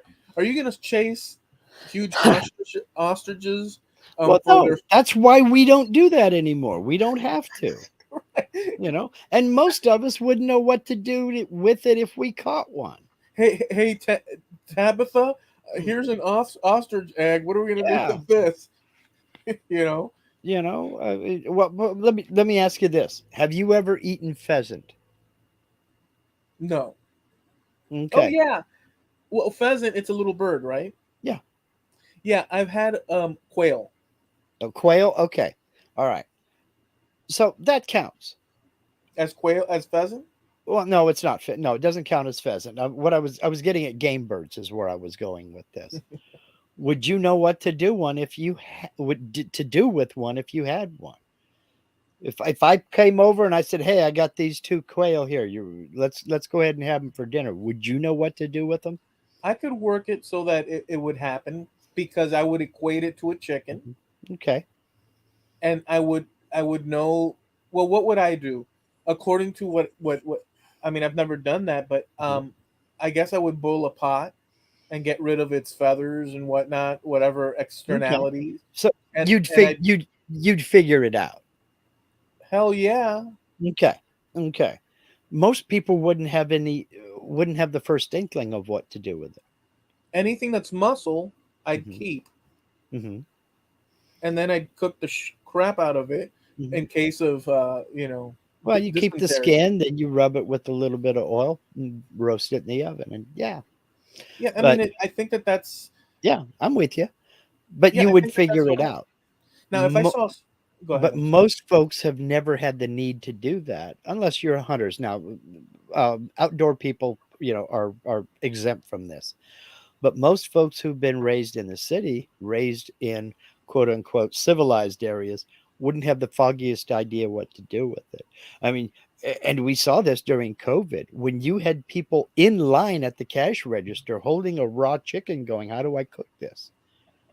I've never cooked this before. I've always gotten the stuff that's frozen over there that I just pop in the microwave or put in the oven for 35 minutes. I've never had to cook a raw chicken. How do you cook this?" You know? So it's just everything is relative, I guess, is what I'm getting at. So you would figure it out. I would figure it out, but too many people wouldn't. Well, I mean, yeah. So, but that's just one obstacle, and Hmm. that's an easy one in terms of we've eaten all our lives, and we Hmm. know that we eat not the guts. I Right. mean, some people Oh, might, but well. in general, we just eat the muscle tissue. So I would assume, but Hmm. there's a whole other host of different problems if we were tossed into their era that we Sure. would immediately be facing, which which we may not. We, we don't know what all the variables of those people. Like we have the Sure. better. You know what I'm saying? We have the better scenario because I mean, for goodness sakes. Well, we think we do, but maybe in their societies they think they have the better thing. Look at these guys running around. They're all running around and don't know where they're going. I will Yeah. say, I will say, Hmm. especially the early populations that were migrating throughout time over to the west of Europe. Hmm. Those people somewhere in Central Europe, let's call it, um, boy, not Czechoslovakia, somewhere in that center eastern part of Europe. I Okay. can't think of the names right now of The the Balkan states north of the or the Balk Baltic states. north of the Balkans, not the Okay. Baltics, north of the whatever that place is where today we consider them um, partly of Russian ancestry, or you know, Yeah, those would be the Baltic states on the Baltic Sea. no, No. no, I'm talking about Central Europe, Hmm. slid over to the east, and there's places called. Hold on, I'll tell you right now exactly. East of Eden, Eastern Europe. I'll tell you right. I'll tell you right now. You're talking about like Slovenia and Yeah, exactly that. That's Balkans, but okay, Hungary, Romania, Slovakia, mhm, Slovenia. So I guess the Balkans, North, mhm. Czechia, that area prior to Germany and all that. Okay, those people. It's such a broad. Those people back when their bones are still in their grave sites, and they've done like whatever testing Mhm. for what were the minerals and nutrients Sure. that they, and these people were not, um some were, but in general they were not having a supplement, food supplementary, minerals, the just Yeah, their they ate condition. what was to hand there. Yeah. Yeah, their condition in a general sense. In other words, we kind of have it way better Oh, in terms of availability. well, and in terms of choice as well. Because if the only thing you have around you are game birds and rabbits, that's all you're going to eat. Yeah, But if you have deer, if you have buffalo, bison, if you have cattle of some sort, you're going to eat a little bit better, yeah, And then grains, rice is grown worldwide. Rice is the most widely eaten food we know of because it's grown in so many places and eaten by so many cultures. yeah, And very, very important source of nutrition for most of the world. So we have the luxury. We can get rice, we can get wheat, we can get other grains. We have so many choices. We can afford to turn up our noses to foods that other people would give you their kids for. You know, yeah. we can afford to say, no, I don't eat that. I only eat 100% organic. Daddy, where's little Timmy? We had to And trade him for that, for those frozen food omelets. that's right. I mean, it's, it's, well, I only eat this. Well, okay, fine. That's great. It's nice that you can afford to pay the extra money for it. Yeah, So, contextually, mhm, obviously most people aren't gonna be thinking about these things in this way, and yeah. why would they? But if if we entertain the bigger picture of the timeline of human this and that and the food consumption and available and where we're at now. I mean, Mhm, even with the complaining that we have now in comparison to the past millennia, mhm. Oh, yeah, it's all first world problems. It's all first world problems. even a village somewhere in the midst of the jungle, Mhm, those villagers, in theory, mhm, could cross that underbrush river up the little ravine, and as they peer over that edge, mhm. there's a little town with a little store and maybe a truck that goes once a Oh, week. they know where the cities are. They know where the population centers are. They don't wanna be there. Right. They value something more than the trappings of society. Yeah, And, they've got their own societies, they have their own rules, they have their own cultures, they have their own ways, and good on them. Good for them. If they want to leave, they know they can for the most part. I but mean, I'm but they're sure. living, they're living primitively in roughly thereabouts. Right. But unlike the past, where people live primitively, these modern people that live primitively know that town is way Mhm. over yonder, and if need be, Yeah. They know they have options too. Most of them choose not to. They see no need to go anywhere else. right. Their life may not be easy, but it's their life. Oh, dude, I don't know if it's true. It seems like it could be true. There's a jungle village somewhere, who knows where. And I saw this go by the thing. I mean, I could explore it more, but I'm just going to tell you because the idea was fun enough. Mhm. The village is matriarchal, Mhm. and it has, I don't know how many hundreds of women Mhm. and only 7 adult men. And in this society, in this, and they're dressed like village people from the Hmm. jungles. In this society, the men basically, the women are the ones that lay down the law. Well, the women rotate, calling them as husbands, and that it's their job Hmm.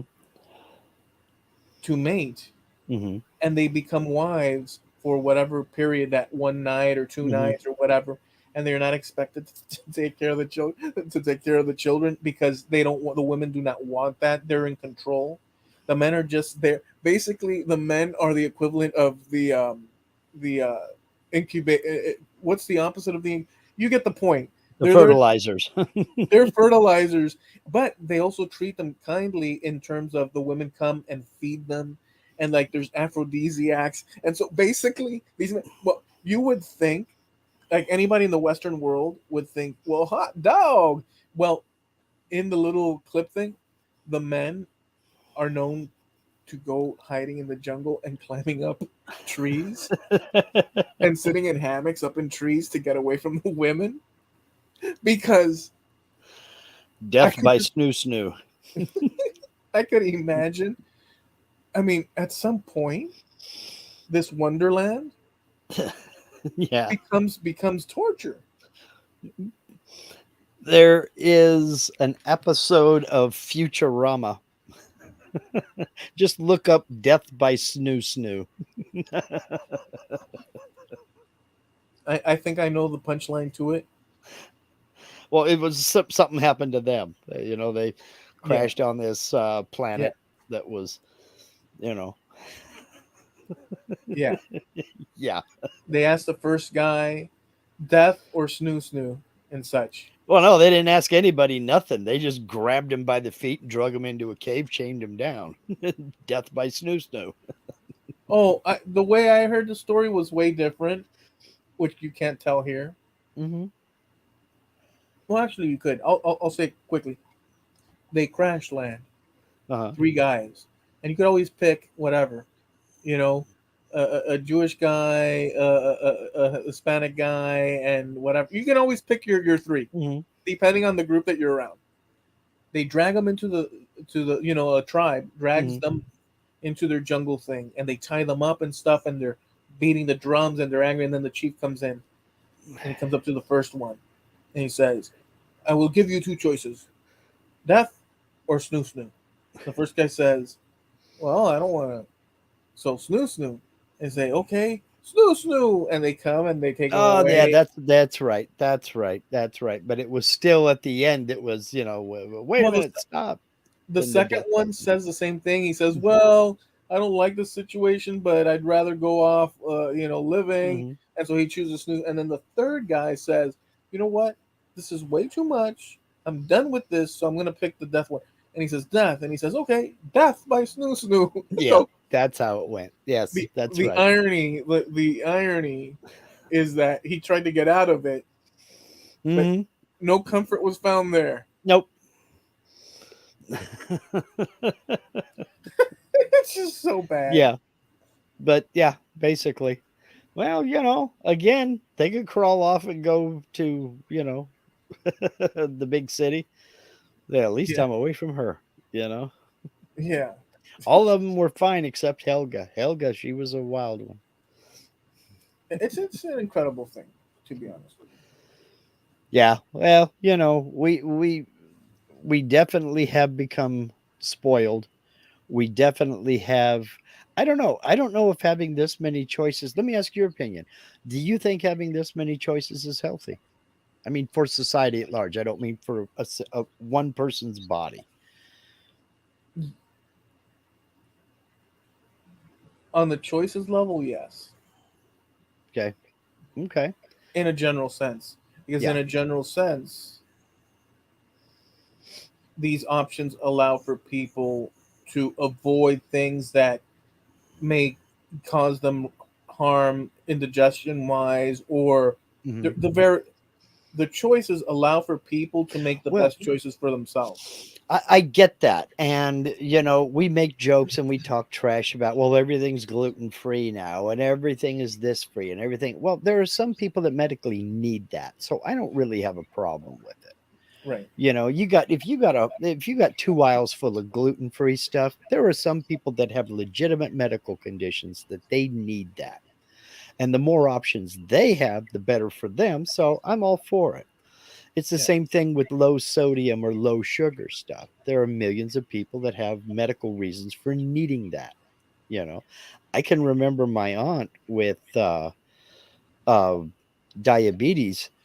She couldn't have sugar, she couldn't have salt. She had to watch all that stuff. And this was way back when they called it dietetic food. And the section was like two little 1 foot shelves in the Yeah. grocery store. Now there are entire, aisles, double aisles full of the stuff. And I'm all for that. But when it comes to, and it's mainly, and I'm going to get on this bandwagon for a minute, processed foods, the choices. I mean, I don't know if you've paid attention in the frozen food section anymore, Every but now it, and then. but at least in our grocery store, the frozen vegetables is about three freezers long now, where it used to be that was dedicated its own aisle. There were bunches and bunches of brands who had different offerings. You could pick and choose between 4 or 5 different brands of frozen peas or frozen broccoli or whatever. And now it's down to just um, a little bitty section, but it's all frozen processed foods. TGI Fridays has their frozen section, and PF Chang's has their frozen Chinese, and um, Red Robin has their frozen this, and I can buy Checkers and Rallies uh, fries at the grocery store now. They're frozen, but I can buy them. And we've got more and more and more of that. We've got an entire aisle of frozen pizza. Can we get before you? Can we get Linda reply? Like she said that we both froze, but could you follow up? Are we still Are froze? we, yeah, are we frozen, y'all? Or was it just a glitch on your computer? And for half a second, give me. I'm gonna not freeze, but give me a second. No. Okay. Are we frozen out there, you guys? Not okay. Steve says we're not frozen there. Okay, cool. So I don't know. Is it something to do with Linda's feed? She might need to refresh her browser.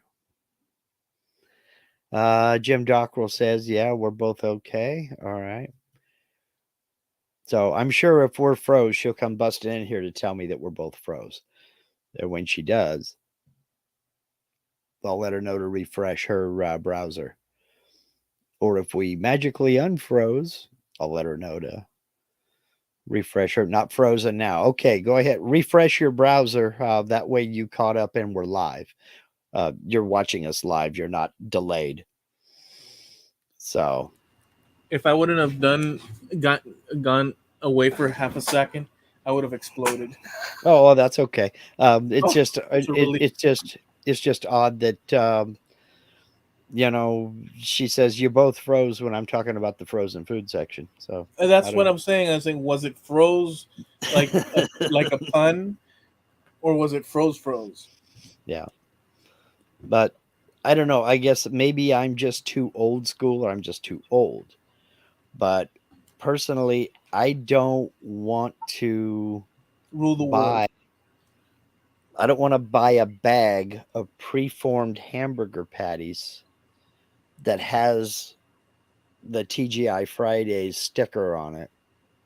I'd rather go over to the meat section and buy ground beef with the fat percentage that I want and make those patties myself.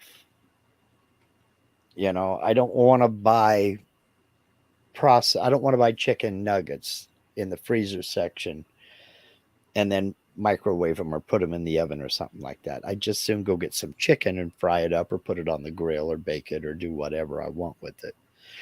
I don't know if all the processed foods are a good thing for us health wise. You know, it's weird because you'll see people, if just watch people, they're funny.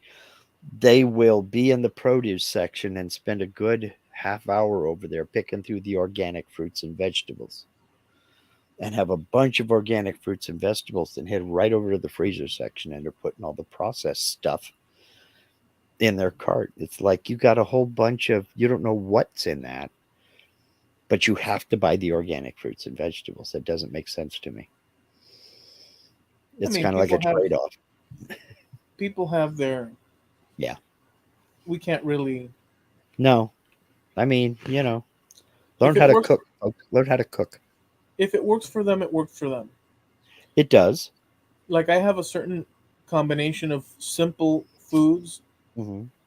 that work for me in terms of Hmm. you know the digestion and whatnot, and my habits before I was using other foods, and I realized that may of I don't know because you'd have to do some like deep testing, but I just whatever you do, if it works for you, it works for you, and Well, Jim here's making a point. He says, if you can't pronounce any of the ingredients or know exactly what they are, it's probably not good for you. I don't know if I agree with that or not because there's a lot of things in 100% natural cheese that I don't know what they are or can't pronounce. But I say moderation in all things. You know, I'm sitting here talking about putting a scoop or two of ice cream in a peanut butter jar or in a Nutella jar. You don't do that every day. That's a treat. I think a steady diet of any one thing is going to be bad for you, no matter how healthy it is, because we need a variety of foods for various different vitamins, minerals, and amino acids and things like that. you know that humans originally we could not properly digest milk. Hmm. Hmm. And there In are a lot of people that still can't. do you know it's a stronger feature in Southern Europeans? No, I didn't know that. It's a stronger feature in Southern Europeans, and No, the I didn't reason know that. why, and the reason why, although it applied to everyone at one point, whether Hmm. it was Northern Europe or Southern Europe, Hmm. originally it applied to everyone, but it ended first in the northern reaches of Europe. Um, and it persisted in Southern Europe. I mean, I'm not saying everybody, but like for instance, I could drink milk to this day. Hmm. But being of Southern European, as a broad category of Hmm. people that are Southern European, they have more of the early farmer type people Hmm. um, that were populations that came in, and for some reason or the other, that combination, I think there's papers on it, but due to the temperatures and milk Hmm. spoiling quicker, just a bunch of different things, Right. and plus the populations that persist um, more with Southern Europeans than they do with because there's different combinations. Um, Right. it's something that persisted longer or changed later in Southern Europe than the other one. I think I forget the story, but something Well, with temperature as well. I forget the story. I don't. well, I brought it up because something you said, but now I can't remember all the details on it. But yeah, it's yeah, and you can kind of understand why the diets of Southern Europeans were a bit more varied. They weren't as reliant on, let's just say, dairy products, because whether it be the milk itself or cheese or butter or anything else, they weren't as reliant on that as the northerners were, because the growing season is much, much shorter in the north. So you had a longer growing season in the south. You had more varied diet. You could wait for things to mature. Whereas trying to grow tomatoes in Estonia would be just about impossible because they got like a month and a half long growing season. So, and where down south you struggled to try to keep things cool so they wouldn't spoil, up north they struggled to keep things from freezing. They had root cellars down south to keep things cool, and they had root cellars up north to keep them from freezing. So, I Yeah. mean, you can kind of see to where having a cow or having a few cows that you could at least get milk from, dairy would be a more important part of their diet, where it wouldn't be as important down south. No, they had cows. Well, they did, but they weren't as reliant on them, is what I'm getting at, where that Yeah. may have been a major source of their nutrition up north. No, let me just say they had cows, Hmm. but they didn't use them for milk Right, originally. right. But there was groups that came in that had the feature where they could drink milk. Hmm. The problem is that, or the difference is that most of North Europe, by a lot, was replaced with those people that came in from the east. Hmm. And in Southern Europe, although they were replaced as well, especially along the paternal line, um, the turnover wasn't as extreme as in the north. Right. So they infused everywhere, Hmm. but there's more ancestry of the one group that could Hmm. process in the north, and there's not as much in the south. Yeah. Well, Yeah, I mean, they it studied all that. it also goes a little bit further north than you would think, because even when we were in Germany, they didn't eat as much dairy or drink as much milk, even not even close to the way Americans did, and they always thought that that was strange. We were weird for because I mean they sold milk in little bitty containers, and where we're looking for the 1 gallon jugs, they couldn't fathom buying a gallon at the time. Now this was also in the 90s. I don't know what's changed since then, but you go into Southern Europe and they don't use a lot of butter. They use a lot of olive oil because Yeah, that was available to them, and they didn't rely as heavily on dairy. I mean, they you can do eat use they do use dairy, but not nearly as much as they do up further north. no, that's a little bit in the south. If you think of cheeses, if you think of all these dairy Hmm. products, it's everywhere Yeah, it is. You're absolutely more right. more than it is in the north. No, I would venture to say no, because there are more types of, for instance, cheeses up further north. I mean, you could travel France just in one store in the cheese aisle, Yeah, because but each France. region in each place. Now you get into Holland, you get into Belgium, you go further up into Switzerland and Denmark and Norway. There are so many different varieties of cheeses because that was a major part of their nutrition.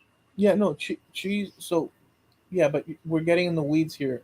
Yeah. Yes, everything you find in the south, you find in the north, and vice Mm, versa.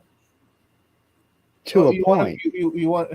I'm trying to make a To a point, but what I'm getting at is but they you're not did. letting me unravel my Go ahead. thought because we're getting lost in the thing of what I'm saying originally. Hmm.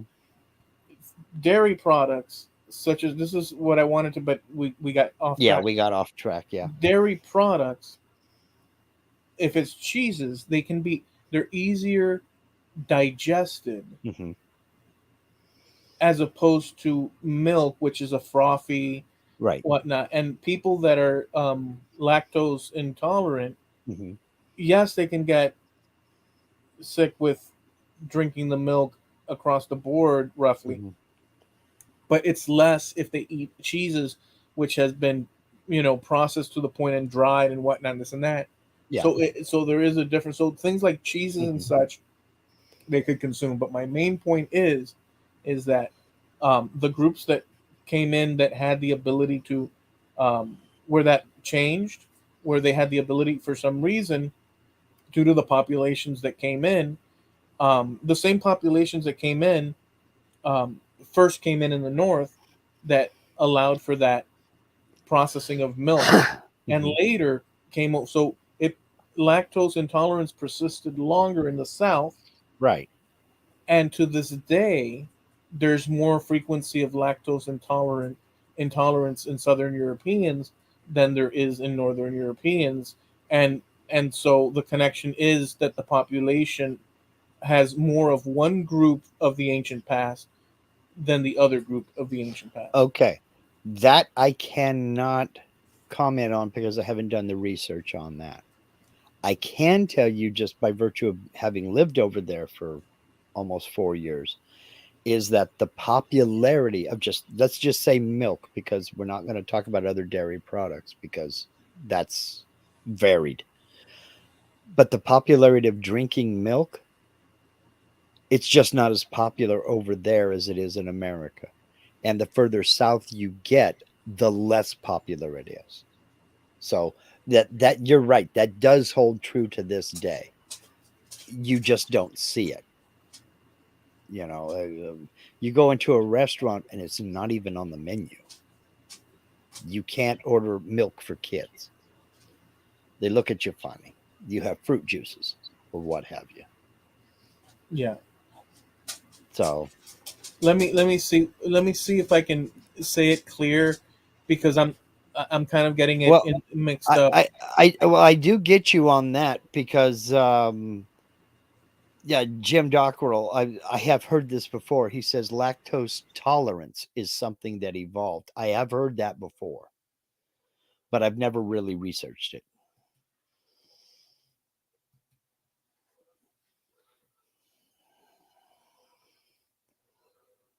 Okay, okay. So, well, this is a quick one, but there's so much on it. But Hmm. lactose mutations only became important to survival when Europeans began enduring epidemics and famines. During those periods, their poor health would have exacerbated gastric. Yeah, this is not the one that early Europeans could not tolerate milk, Right. but drank it anyways. They say, Yeah. because they had to eat. Yeah. And if you don't have anything, but let me see if I can. No, that's the same one. But I think they'll find in the research that it was mainly the Northern Europeans that did that and not so much the Southern Europeans because they No, had other options. Southern Europeans could not digest Yeah. milk later, uh, lasted longer than Northern Europeans. Right.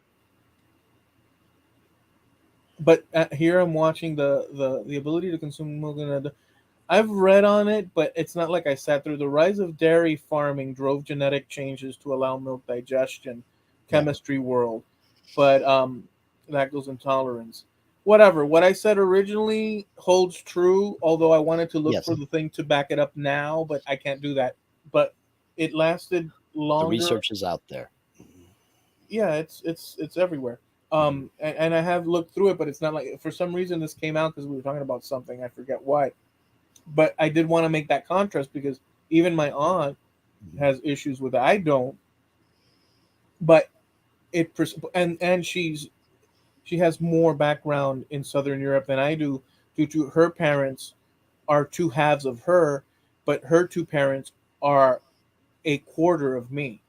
Mhm. So a quarter Well, of me that comes from Andalusia and the Canary Islands is 50-50 of her. So the people in the background, those ancestors would have been people from those areas in a sure. general sense.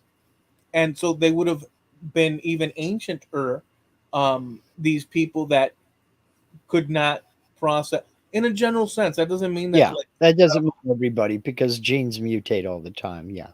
right at 100 people, whatever degree would have been Mhm. able to, but you could see it's passed on, and it's not something that. So Right. some people say, "Oh, adults shouldn't be drinking milk and this and that," but we can do it perfectly in a general sense. Yeah. We, I we could drink it. I think my only issue with any of this stuff, whether you're talking about gluten free or you're talking about lactose intolerance or thing, my only issue with any of this stuff is when people come at me with some form of moral superiority, you know, that I should be guilty, feel guilty for eating the way I eat, no matter what it is. Yeah, You know, whether I'm eating an ear of corn or I'm eating a steak, that they somehow have this. I think it's an overinflated and false sense of moral superiority because somehow I'm better than you because I eat all organic. BS. You're just paying $1 more a pound than I am. You know, Yeah, that's an interesting. it's you eat what you want to eat. You do you. I am all about choices. I really am. If you want to buy organic produce, you buy all the organic produce that you can afford. And in fact, in many ways, I would agree with you. I think the quality of organic produce is much better. It looks better. It tastes better. I would agree with you on that. But don't come at me with some form of more. I mean, have you seen a regular hothouse tomato? It looks like a tennis ball and tastes like one. You know, give me one of those vine ripened son of a guns that is pretty red and hasn't been force ripened. Yeah, give me those. You know, Yeah, those over those colorless hmm tomatoes, and when you slice through them, it's just like fiber. yeah, it looks like a pink tennis ball, and that's Yeah, about the flavor of it. I You mean, know, I grew up eating those and the other ones too, depending on whatever they purchased at the time. But hmm um, well, that's why the so certain many people grow their own, and I'm all for that as well. Linda grows tomatoes. I mean, she's got tomato plants, peppers, and a bunch of other stuff going out there. the certain tomatoes that they, I guess the same ones they use to make subs, hmm that they'll chop them, and they're like these little hard chunks. hmm It Yeah. almost feels like tomatoes should be more that full plump reddish one that when you slice into it, juices are dripping out of it. It hmm almost feels like that's the real tomato. Yeah. And the other one is kind of like a cucumber or But something. you've got to produce a large amount of food to feed the population. So I can't complain about either one, but I thankfully, I'm in a position to where I have that choice. So I don't argue with the organic foods. I don't spite them at all because I do believe in many ways they are superior quality. But don't come at me with some sense of moral superiority because you think that you're better than me because you got the organic cabbage versus the other cabbage. Cabbage is cabbage. There is no difference in the nutritional value. There's a big difference in flavor and quality.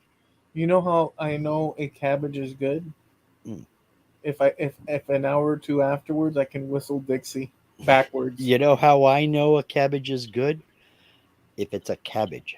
I love cabbage. You can fry it, you can boil it, you can steam it, you can roast it. You do whatever you want with a cabbage, make coleslaw out of it. Give me some. By I by like cabbage. whistling by whistling Dixie, what I mean is I know exactly what you mean.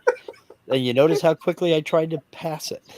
I was the weirdest don't say 7 year pass old. it. Don't say I was pass. the weirdest 7 year old in the world because I have always loved Brussels sprouts. You know, I mean, yeah, give me more cabbage. Cabbage is freaking good. Yeah, it's just damn great. My brother and I, when mom would cook cabbage, however, she would do it. She'd split the cabbage, and then she would split that into quarters. Cut the head into quarters, and then she cut that spine out of the middle, the core in the middle. My brother and she'd say, "Okay, I've got the cabbage cores." We'd each grab two of those cores from the four quarters because there's four of us eating. A little bit of salt and pepper, and we'd sit there and snack on those cabbage cores. Hell yeah, that's good stuff, man. Um, Dockrell said the amount of carbon emissions to make a faux leather belt is the same as driving 2,000 kilometers, according to a UN study. Yeah, I saw that video too.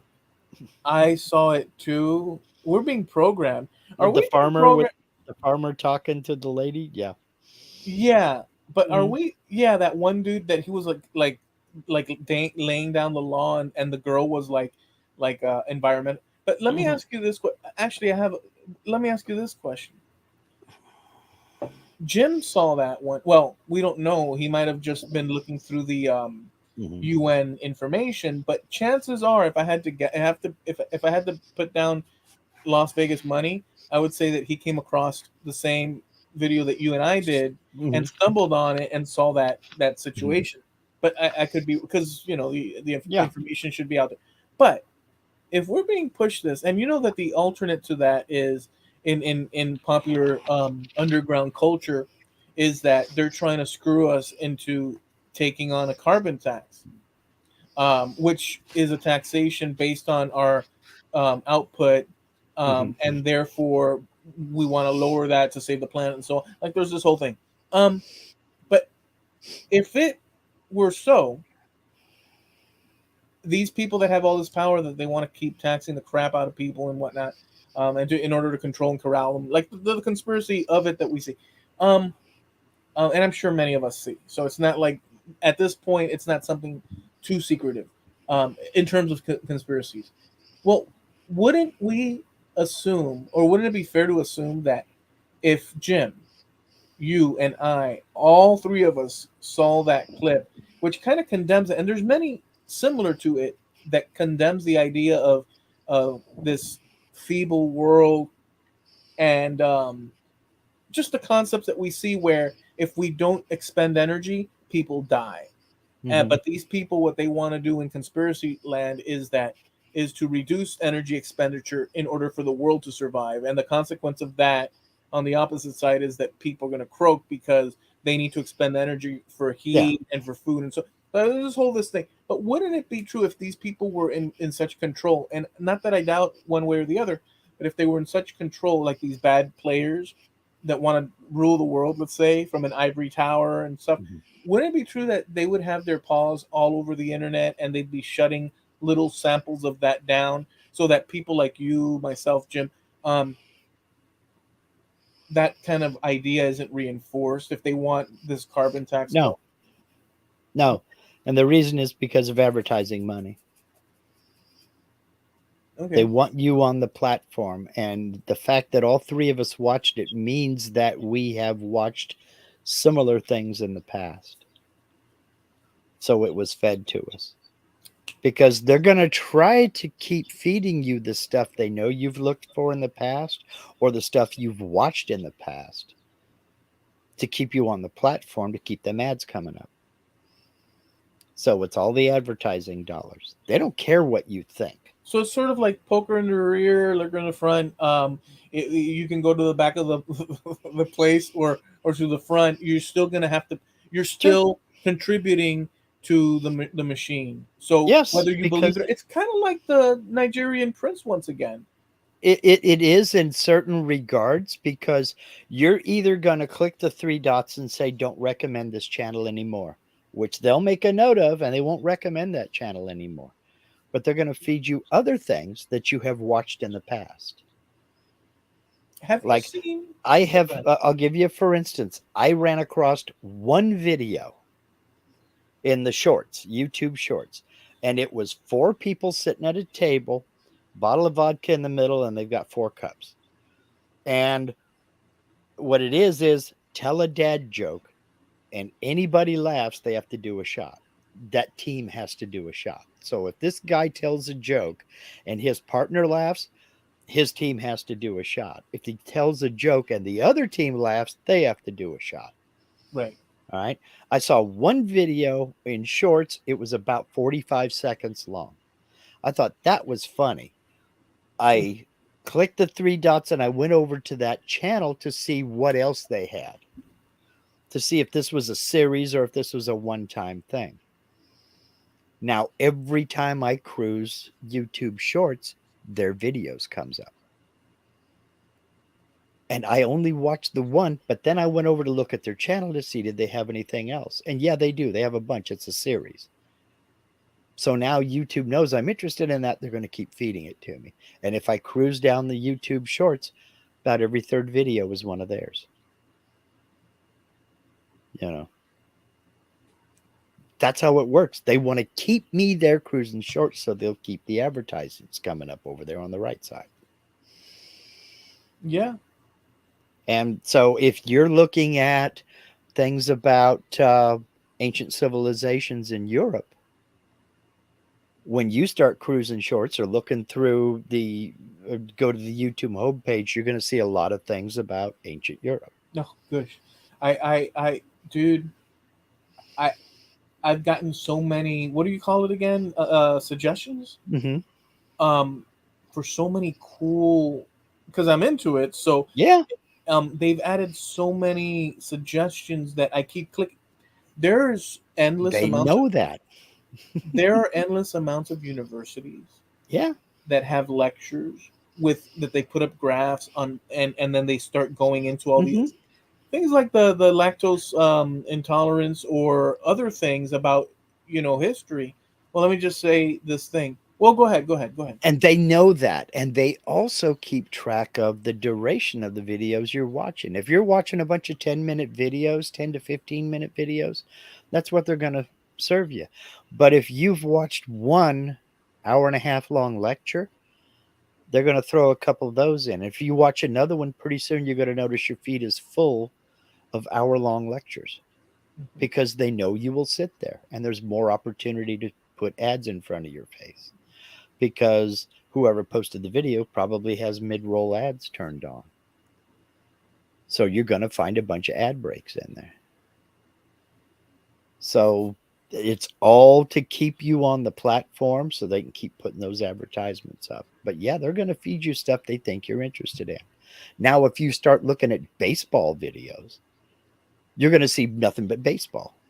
Or, I've also you know, I've also gotten into, or not gotten into, it's just stuff that one watches, but in between, because your brain can start frying if you watch hmm, many of these lectures, oh, yeah. because there's too much information. Hmm. So at some point you need to, or one needs to sort of put it on ice a little bit, because it's Yeah. like there's too much stuff Yeah. coming into the thing. But and so as an aside, I bumped into like there's guys that are our age respectively, um, and somewhere in between, that are to this day totally into comic book collecting, Yeah. and they have these shrines built in their homes, in their basements, and Hmm. whatever, Yeah. that are, and I find it fascinating because you hear these adult guys going into detail about stuff from 30 Oh, years yeah. ago, and they're showing the images and they're going down the rows and stuff, and I'm like, and so that's a nice it's simple, Well, clean, sort of like refresher yeah, stuff. just to get away from everything. It's a Yeah. diversion to get away from everything and unplug. I And they're mean, like, you see this comic book, it yeah. dated this day, it cost this much, and this and that, and you're looking at that, and you're thinking, dude, I personally at this stage in the thing, but some people are, and it's Well, entertainment vicariously. and you can look at the people who collect Star Wars figurines. They do the same thing. Yeah, I've got a Princess Leia in the original package unopened, and this, that, and the other. There are people who do that with Hot Wheels. Still on the cardboard in the blister pack, never been taken out, never played with, which is kind of tragic to me. But let me let me ask you a question. mhm, In your esteem, how much of a tragedy or not do you think it would be if tomorrow, considering that you just said, mhm. the variations and the ones we can't even consider, if tomorrow the internet went whoop, and all these people's information and all these stories and all of it just ceased, would it be a tragedy? Yeah, it would. It would. There's a lot of, you may not think it, but a lot of work went into creating what we've got up there. And I'm not talking about work by the company. Yes, YouTube has done a lot of work to make it possible for us to put up videos. But just the normal person with a camera has put so much work into making those videos that YouTube hosts. I mean, it's what? It's like 100 and some odd hours of video is being uploaded to YouTube per second. Think of how much information, think of how much of the culture of any given culture around the world has been put on just this one website, youtube.com. If that were to go away, how much we would have lost. Think of the Internet Archive, all of the books, all of the documentation that has been scanned in. Think about all the documentation you've collected on your family. How much of it is on paper that you can reach for in a album or something? Probably only a certain percentage of it. Probably a lot of it you could never get your hands on because it's in Europe somewhere. Well, let's say that it all went away in terms of what's online, but each person respectively in their hard drives or floppy disks or whatever the case had their information, but the internet was no longer available. Now you have a Well, situation. Well, let me just expand on that a half away and see what you say. Now we have a situation, and just this is yeah. this is sort of like a collapse. Now, so now you have a situation where Mark Lindsay in his house has data for how to, you know, set up the machine to produce this type of work and what setting, just Hmm. very specific things to what you do that Hmm. is now isolated in your house. Yes, there may be other pockets and stuff, but the Right. internet went away. Hmm. And by the way, just let me, as an aside, this could be anything under any topic. People that do all sorts of different crazy things, Hmm. collecting whatnots and this and that, whatever. Um, Complex, data, anything, any number of things. But in your case, more or less, Yeah. now you're a pocket, not even a pocket. You're in your house. You have all the information in house, and there's people across the United States and beyond, across the world, that remember at best, oh, Mark Lindsay, but now we don't have the internet. Hmm.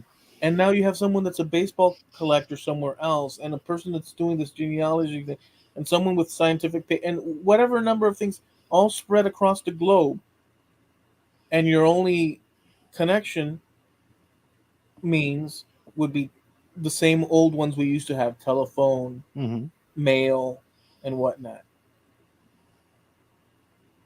What does that look like from that point on? And internet is out of the question. The same as we did before there was an internet. Remember when vinyl was your only option? Then reel to reel tape was an option as well. And you would copy your vinyl records onto reel to reel. Then 8 track, you would copy your records onto 8 track. Then cassette, you would copy your records onto cassette. So you had a second source. You didn't have to keep getting that album out of the sleeve. And you could put that cassette in your car and take it with you. It would just be, we would return to the way it was done before. And people would start local clubs and have meetings, to get together. I mean, there are still woodworking clubs and woodworking guilds in a lot of areas. Those would come back, and people would host other woodworkers in their shops. Well, this week we're going over to Jim's shop, and he's gonna do a demonstration on this, and we'll all go over to Jim's shops, and we'll watch how he turns a bowl on his lathe. I could see You know, Steve. I could see Harneil in that event taking over a section of a library, he might. with an He might. ashtray and stuff, and he just No, because no I mean we're smoking in libraries anymore. no, but I'm saying in fantasy world, he Mhm. makes it his home in a corner of the library, and he's got all the because how else are you going to acquire? He would Just something that popped in there. he would probably be able to get back out in his shop and get some stuff built. So He hasn't Steve hasn't turned a pen in probably, oh God, 6, 7 years. You know, if it, it in the but absence of the internet, well, mhm. no, let me just in the absence of the internet, all these people would revert back to how things used to be done. I So think that so. includes catalogs and book Yeah, writing. yeah, I think so. And libraries would get a lot busier. I mean, think about what we did with. When was the last time you watched a VHS tape? Yeah, but we recorded TV shows on VHS. so that we could watch them when we wanted to watch them. And then VHS became a redundant format and things went over to DVD. When was the last time you put in a DVD movie and watched one? Oh, whenever the lights go out. Yeah, whenever you Oh, I'm lose sorry. internet, Exactly that. you know. See, I But equate. but you still have a way of playing that old format that almost nobody uses anymore. I mean, we've got a bunch of DVDs here. And in fact, when we go to Walmart, we'll stop at the $5 DVD rack and we'll see what they got in there. When was the last time you used enamel cylinders that played Gershwin? I've never used one Ding and ding I've ding never ding ding listened to ding. Gershwin knowingly. But you get my point. The computer would just be another redundant format because the only person it would be of any use to is the person sitting in front of it. I would still be able to do everything I'm doing now, with the exception of YouTube. But I would still, my computer would still work. It just wouldn't be hooked up to the internet because there'd be no such thing. I could still design stuff, generate G code, go out in the shop and cut my project. I could still do that. It's just that Linda and I would be the only ones who would know I did it until I gave it to somebody or somebody purchased it or whatever. That is, um, yeah. Just a final thing because we are rounding Mm-hmm. home. Um, within all this, I saw just the vast variations of people's interests. I saw a clip. You might have seen it, or Jim, or let's see if you guys have come across it. This Gosh. gentleman, older gentleman, in this garage or garage. How does Garage? garage? That's Yeah. how Greg says it. That's how Jamie says it. Greg says garage. Garage. Grad. Yeah, Greg says One garage. syllable. Um, as a guy, and in the clip, you see him counting cards, baseball cards, Mm-hmm. and the whole Mm-hmm. place is filled with boxes of baseball cards. And they interview him, and he says, "Yeah, my son started collecting 30 years ago, and I took up the habit of counting and organizing them and numerically. And over here, there's got to be like I don't know how many million. Mm-hmm. And so I find peace in doing this. Great. This man is into this specific thing, and Mm-hmm. even though many might think, well, what a waste of time and this and that, um, he finds value in it, and he's keeping his mini library in his little thing, Mm-hmm. card library, you know, workable. It's an Yep. interesting.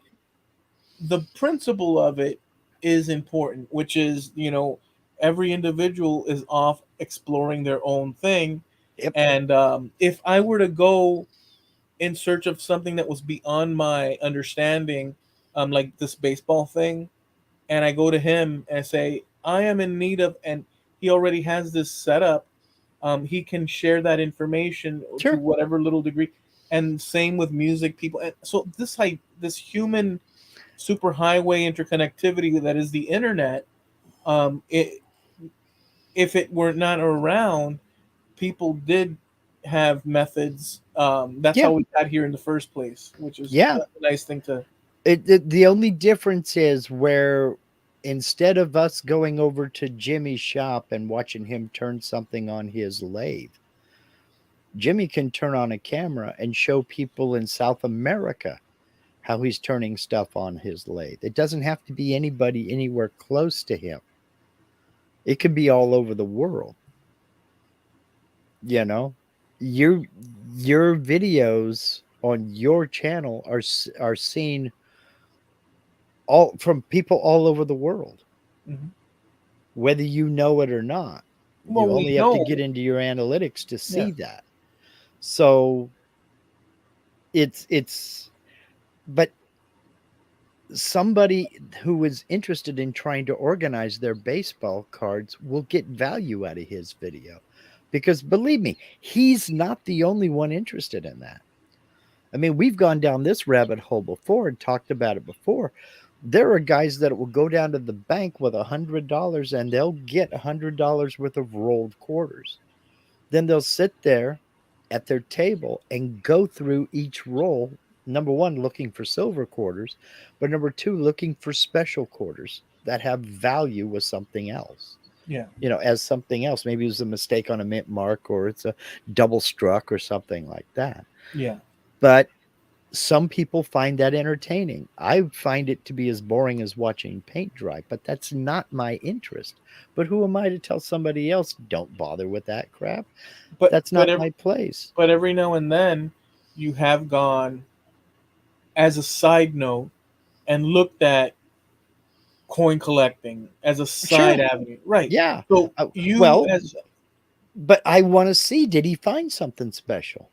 well, but let me make the point. The point is that that's not your main flow, but Hmm. the availability of Hmm. accessing people that it is their main flow Exactly. is a great thing because you're doing your thing, but you're like one day, oh, I want to look at the coin collecting of a quarters, and you could do that because you know that someone's involved in. They may not have all the lowdown skippy on things, but it's better than driving your butt to a library and looking for a limited select few book. You have many options Sure. and at home. It's a great Well, freaking thing. but not only that, you get to live vicariously through others. Hmm. Me, you, and Steve were in a hangout one time, and we were kind of laughing over the fact that there are YouTube channels out there dedicated to people going out and buying the scratch off lottery tickets. And then they set up a camera and they scratch off lottery tickets and then post those videos on YouTube. And we thought, that's what they're doing. And they got how many subscribers? Well, there are people who, number one, live in a state that don't have a lottery and maybe they're interested. And sometimes there is that little bit of a morbid curiosity. Well, what is this? What is this channel? God, I got something in my eye and I can't figure it out. It's driving me nuts. Um, and then there are people who are just entertained by that kind of thing. Okay, fine. You found your niche. Go for it, man. There are a ton of videos, a ton of channels on YouTube that specialize in other people that they just go play slot machines. Some of them they play nickels, some of them they play pennies, they something whatever. So you're sitting in your house watching somebody else play a slot machine. Cooking And channels galore. oh yeah, but at least they're educating. Cooking channels at least are educational. You're not gaining anything by watching somebody else play a slot machine other than the entertainment or maybe the vicarious thrill of watching somebody else hit a jackpot. Oh, You know. you're watching the process, and Yeah, you could but get ideas from that. I mean, more power to them. I mean, if that's what they enjoy, go for it. there's a I'm channel I've called Potato always Chip. been about There's a I've always channel been about called. options. Well, yeah, I agree. There's a channel called Potato Chips and Chocolate Bars, and all they do is sit in their couch in front of the TV eating, and they don't You know and what? That would be a good social experiment to do. Set up a camera and just record yourself just looking at the camera eating popcorn. And when the bowl is empty, you get up, shut off the camera, and post that video. How many people would sit and watch you watching them? Because that's how you would portray it. You're watching this video, but I'm watching you. That would be my title. I'm just sitting there with a big bowl of popcorn, just eating popcorn one piece at a time. And then when the bowl's empty, I get up and I shut off the camera. How many people would sit there through the whole thing and watch me eat that bowl of popcorn and just looking at the camera, not doing anything else? hair brushing tutorials. How you tell me, Mark? How many hours you tell me have you sat there just chewing away at hair hair hair combing tutorials back to back? Come on, come on. Look at this hairstyle and tell me I've spent 1 second doing it. I was gonna say power dial. On playlist. Give me a Yeah. hundred. Hey YouTube, give me. Wait, But let me. That's. I'm not but gonna you say know it. what? But you know what? There are people out there who want to know how to comb their hair in a certain style. There are people out there who want to know how to make little ringlets in their hair, especially, girls, I'm sure. it believe me, there is a place for makeup tutorials. There's a place for how to do your nails. There's a place for all of that, and I say more power to them. Go for it, and I wish him nothing Yeah. but success. Oh yeah. I mean, everything's silly until we find a need for it. Or we find an interest in it.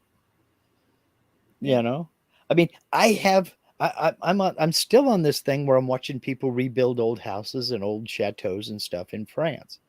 I will never go to France again. I will damn sure never buy a derelict castle. But by God, I want to see these old places brought back to life. I think that's great. I think it's excellent. So yeah, I'm interested in it. I want to see it. Dude, I got to tell you this because it just, and I'm gonna forget next time. Last thing. Hmm. Um, Mark Zuckerberg, Hmm. the metaverse thing. Hmm. Oh, He, he brought his new glasses out. you saw that? I saw. I didn't really pay much attention to it. I saw, oh, good, play with it outside. You know, that was my attitude on it, basically. Well, you're being dismissive on it. Hmm. You're not interested in it. But the reason I bring it up is that those glasses, Hmm. you put them on. It's kind of like the Google ones, but Hmm. when you're out and about in your day, you know how it has like some sort. I didn't go into it, but you know that you have a display as if your computer is Hmm. always with you, and it looks. I guess you would say all nice because it's in your glasses.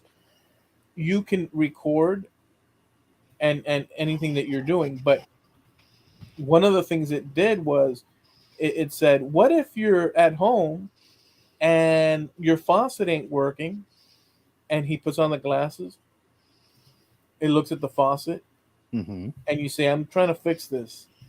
It will look at the faucet, capture it. Hmm. It will find the faucet, find what you need to do to fix it, and tell you automatically. Okay.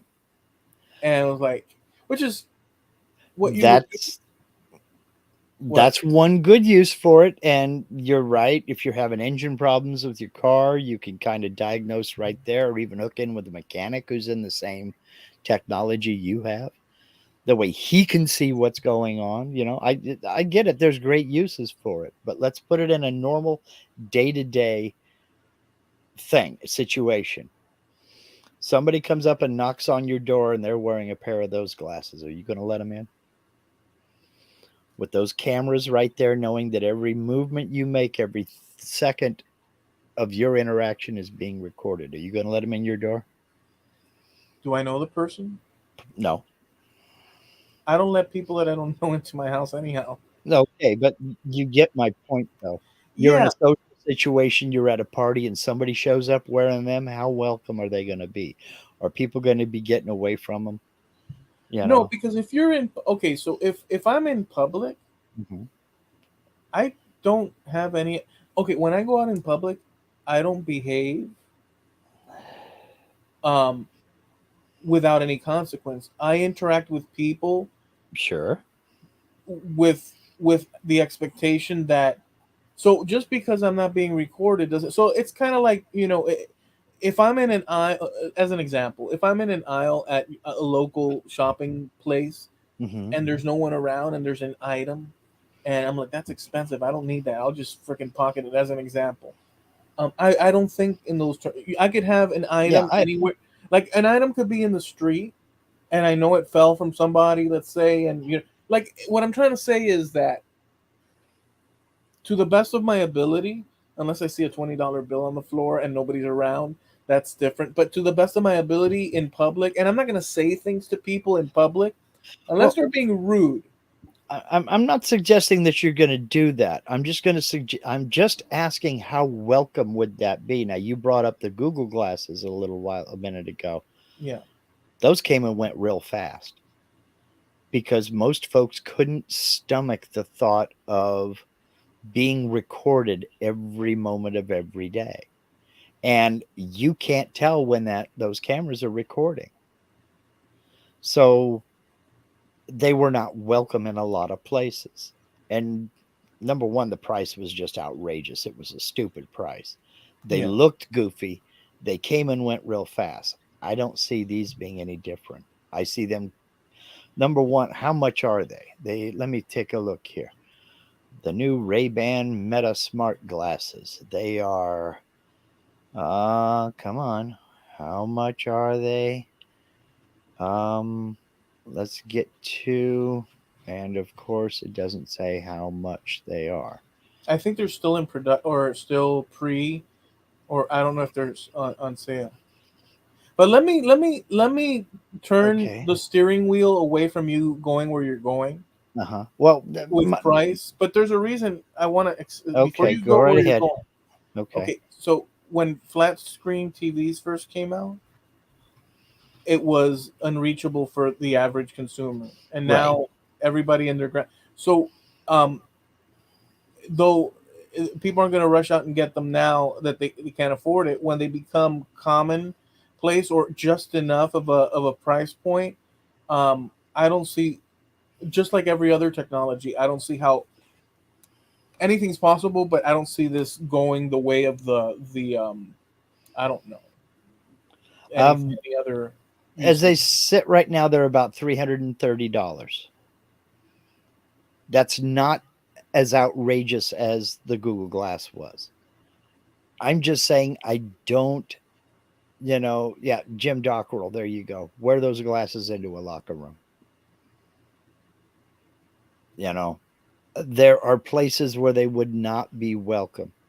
And I think people, now, when you and I go out in public, we have no reasonable expectation of privacy. We know there are cameras everywhere. Everybody who has a cell phone has a camera. Odds are you're being recorded by somebody. But somebody that you're standing there face to face talking to wearing a pair of those glasses, that's a little bit more intrusive. So I don't I know. don't know. I just don't see them getting popular. They may in certain groups, but I just don't see them becoming a. I think they're. That's why I'm dismissing them. I think they're going to come and go the same way Google Glasses did. I Because don't know that your analysis is okay. So I'll just say that there's no way that anything can happen, but there's no way that a piece of technology that, in my the way I see it, that a piece of technology that does the same thing that a cell phone does, that a cell phone was doing, that a computer did, that a computer was doing that was out of reach of the public, did before that. This is an evolution in terms of its ease of use. I I don't agree. see, and well, I don't. I agree with all that. That's a big situation. As far as the private and then there's months and years going, and then there's the price point. I don't see it as a big obstacle in terms of the privacy thing, like the issues that you brought up, because there's already recording equipment that exists that can be taken into places that would I not know be a that. good place to add, and those specific private places have regulations put in place that, if not followed, there's consequences to that. Think I of know that. guns. I know that. I Guns, understand that. yeah. Like you can take a gun out and about anywhere you want, but there's stores that will not allow it. Right. And that's why we have a thing called concealed carry. Yes, everybody has a cell phone nowadays, and yes, every cell phone is capable of recording every second of every day as long as the battery holds up.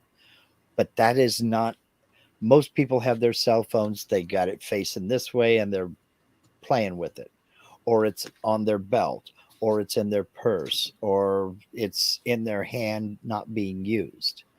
It's not in your face until they bring it up and put it in your face. Those glasses, you don't know what's happening.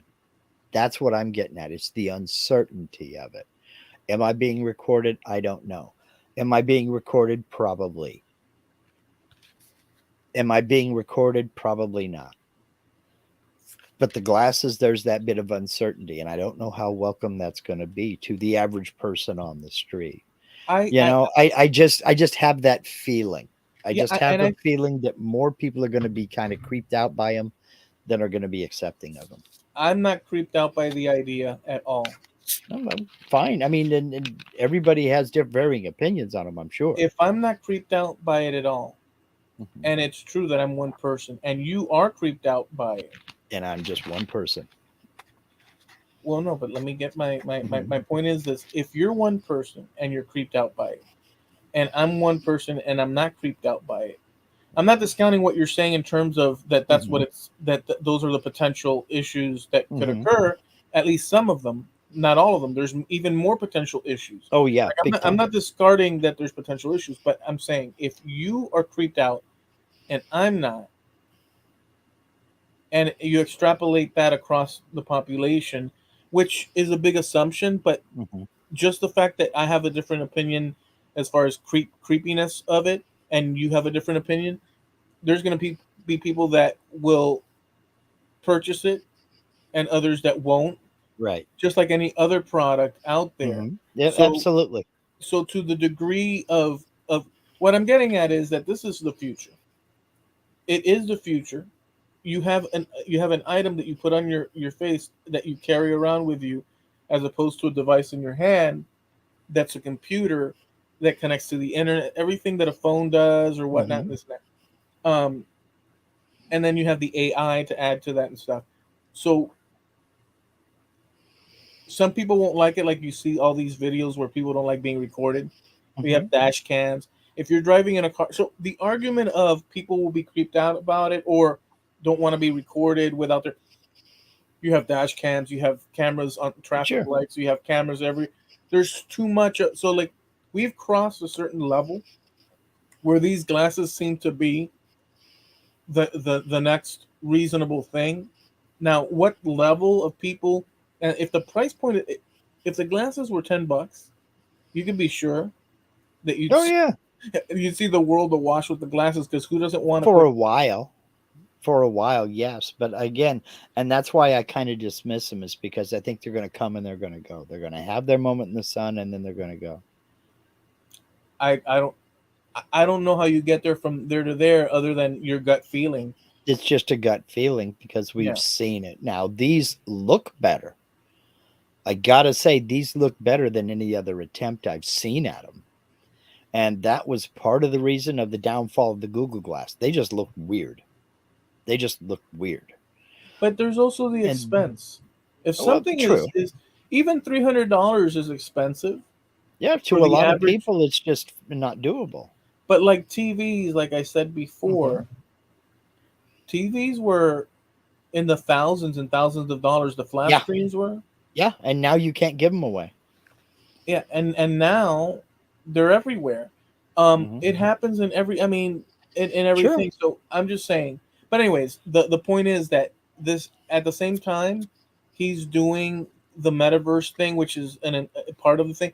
And in the metaverse thing, they did a little clip of it, Hmm. and it was him and an interviewer, and it's no longer cartoon. It's now like imagine Mark Lindsay's. It's just like we were mentioning in a few episodes past where I said they'll have an exact facial reconstruction of you. Well, that wasn't when I had mentioned that before. That was just me Yeah. thinking that this is the way, but I didn't expect that they came out with a video and they have an exact replica of both the interview and the guy in the metaverse. Hmm. One talking from Los Angeles, the other from talking as if they're in the same room Hmm. with the lighting. It's online. Um, there's no way that's not going to be the wave of the future. Again, not everybody's going to adopt it, but sooner or later, there's going to be a truckload of people Oh, sure. doing In that. certain circles, I can see where in business that would be a big time thing. I Yeah, can see where it, if because if you're meeting with somebody in France for some reason, I can see that. Or just meeting with somebody in Los Angeles, or just you and I doing this. I can see where that would be there would be a big appeal. yeah, you But could be in your long johns and yet look like you're sitting with a suit and tie. you're assuming I'm not in my long johns now.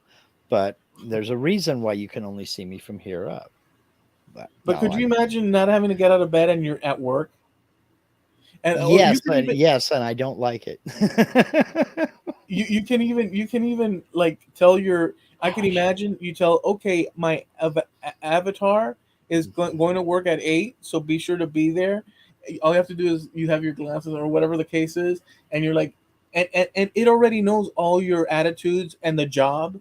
Hmm. So basically, what I'm getting at is if these things occur where you can have, and there's a business that's virtual, you can have yourself working because it knows all your habits, it knows the tools of the trade.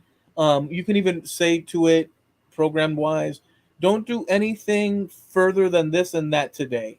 In Hmm. terms of, because since I'm not there, I don't want you to go overboard doing something that I'll later regret or underperform. So be like this today, and then that uh, avatar will be your replacement, but Hmm. it'll literally be your replacement because if you don't have to be there and an avatar could do the job, Well, that's you see been what I'm coming. saying? That's been coming forever. If it's possible for a machine to do your job, it will You're do done. your. Eventually, it will be doing your job. That's right. So So, so look, this dude, we've been going for 2 hours and 45 minutes. We got to land the plane. We're about out of fuel. all right. So anyways, this will also be the downfall, possibly, because if everything replaces us, Mhm.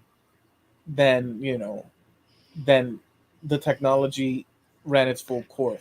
Somebody's still got to come out and do your plumbing work. Somebody's still got to come out and do various jobs, re-roof your house. I mean, there are still going to be trade jobs that need to be done, and there aren't enough people doing those now. We need more people in the trades. We're Yeah, still going to need electricians. We're still going to need plumbings. We're still going to need heating, ventilation, air conditioning people. We're still going to need roofers. We're still going to need carpenters to build the houses in the first place. yeah. So, But you're thinking that you people know, will be around in any significant numbers with this thing. yeah, they will, because there's an easy way to control all this, and that is hit the switch. Hit the switch. The minute you turn the power off, all of that stuff is irrelevant and it goes away. And you can go outside and you can hear the birds chirping and smell the flowers or see the That's rain. now, Mark. That's Yeah, now. yeah, That's right that's now. now. That's within in now. But Hmm. where this is heading, that might not be an option. Why wouldn't it be? Because I still have to get up and put those glasses on. No, And what if but I don't want to? right. No, for now we can do all that.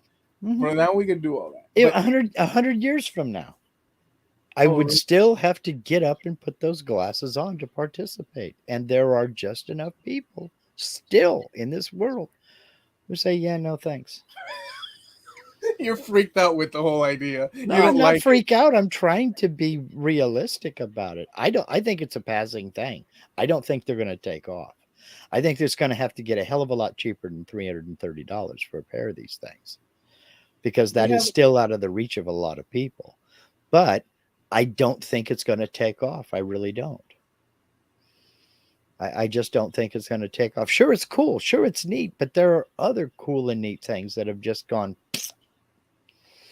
if The I if Google I glasses were cool and neat too. if I had to bet money on it, Hmm. you're you're you're you're for now. I agree with you. We can turn it off like that. We Hmm. could go to a cottage in the woods and stuff. I'm just saying that in the long run, Hmm. the way it looks, and there's too many points to mention. That we'll wrap it up now, but um, it's not looking. The good things about it Hmm. are good because ease of use, but the bad things about it are probably the same things that you would argue for, that I would argue for, that are bad. Hmm. Um, which is a more controlled scenario. But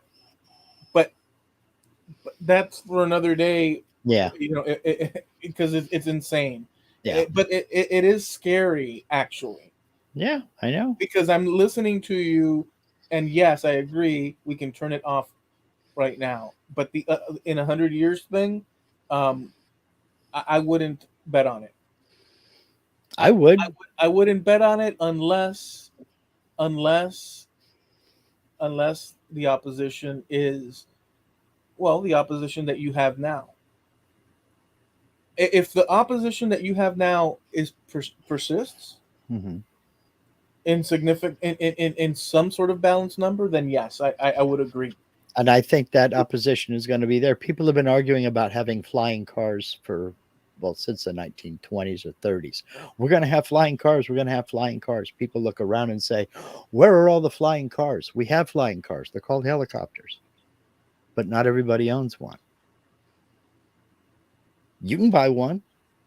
You don't have to have a license to buy one. You have to have a license to fly one, but you can hire somebody to fly you around. But how come not everybody has, everybody who can afford it? How come not everybody who can afford a helicopter owns a helicopter? It's just Yeah, not something that you would think about, you know?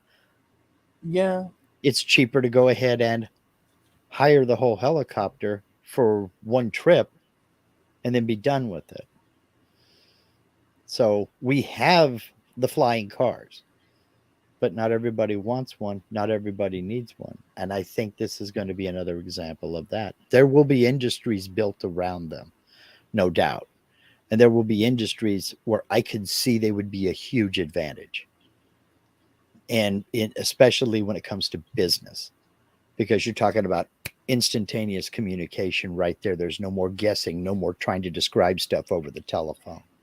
Well, it sounds like this when I do that. Instead, it's right there in your face. I can see where that would be a huge benefit. But for you and me just walking down the street, I don't think we need them. I don't think we necessarily want them. I know I wouldn't. I don't know about your opinion. I might check them out just to see how cool they if they're are. cheap That'd be enough, about it. if they're cheap enough, and Hmm. you can, like, you're on a trip or something, and instead of carrying a camera or this or that, you want to film the Eiffel Tower, like whatever Yeah. scenario. Hmm. I don't see, for the look, the instant gratification factor of it and the Hmm. price point factor of it. Um, if those align, Hmm. then people that with access, people will acquire. Not Right. everybody. It doesn't mean that Sure. mom, grandma, and the two twins are gonna buy, but it does mean that it's just like today. Hmm. I mean, I don't have a cell phone Yeah. today, but I'm connected to the internet. So I'm saying that as long as people there's sufficient people that have opposition or distaste Hmm. for certain directions, will be okay. And perception is going to be a big part of that because of, again, if like the Google glasses, it's seen as something that nerds and geeks have, but nobody else likes, they're not going to be popular. They've got to find a way to make them cool and stylish so that folks want them. They've Boy, got to overcome the creepiness of them because consumers are fickle, man. You can have the absolute best product in the world, but if it looks geeky or stupid, they're not going to buy it. Mark, you're holding on to this creepiness factor, which belongs only to you, It should and be, no, which, it doesn't just belong to me. well, I've but let me heard of, finish this. Let me finish the sentence. That belongs only to you and people that think like you towards it. hmm But you, you nor I hmm have sat and worked it out, so that we know what number of the population. But judging my example, and you gave examples too. My example is that people, every time technology comes out, and not everything goes through, but these people that are doing this glass thing, they're integrating ideas where the internet connects with the thing right, and this and that. Um, the idea that technology that we would find uncomfortable, or that people found uncomfortable 100 years ago, or 50 years, or 30 years ago, 20 years ago, that's now ubiquitous everywhere. Whether it's these glasses, or it's a one eye goggle, or whether whatever it is, the direction technology is going towards is honed in the direction that these glasses are going, which is the use of integration with your going on about, and smaller and more compact, easier right. to have. So if you don't like the glasses and for the reasons you don't like, or the brand or the intentions, the direction stuff is going is in that direction, and it's likened to in my thinking of things that are potentially beneficial, but at the same time trackable of each individual, and less. It's kind of a possible dystopian direction, is what I'm saying. And yet people will take them on because of ease of use. Again, I think a certain number of people will agree with you wholeheartedly, but then a certain number of people are going to say no. And it's only going to take that one club owner to say, no, those aren't welcome here. You can't come in wearing them. To Yeah, yeah, suddenly make them go, oh, okay. yeah, yeah, You yeah, know, there are going to be, much like your reference earlier, there are going to be places that have big signs. You know, your meta glasses are not welcome here. yeah. You know, I can, there's already places that won't let you in a t-shirt. You or know, with guns. yeah, exactly. Well, that's what I was referring to. Uh, so there's going to be a lot of stigmas for them to, a lot of hurdles for them to get over. But if they can make them stylish, make them look good to where people actually go, man, those look really sharp. I like those. Then more people are going to buy them. But if they're seen as a geek toy, like the Google Glass was, it's going to come and go just like that. So, I mean, the burden is going to be on them to make them attractive to people. Yeah, you're focused on the glasses itself, and although that's the thing, I'm saying the direction that that's going I to. understand, and you're Think, focused think on a the hundred. tech. You're focused on the technology. I get that too. Think of 100 companies, or 1,000 companies, or 2,000, however number, all heading in a direction of making things more compact, more this and that. So whether it's the Google glasses or it's this glass, the direction stuff is heading towards, Mhm. the creep factor that you're saying, and I'm assuming the creep factor is that we can be tracked. You did mention being filmed, but it's not even being tracked by like some neighbor or some person you meet on the street. It's being tracked internally through the companies that are producing these products that may even have association with the government Mhm. or with other private things to sell you just the same function that Google uses now to Yes. advertise advertisers, but it gets more and more personalized to the point where I guess you I'm assuming that this is the creep factor you're mentioning, um, and which I agree with on that level, if that's what you're saying.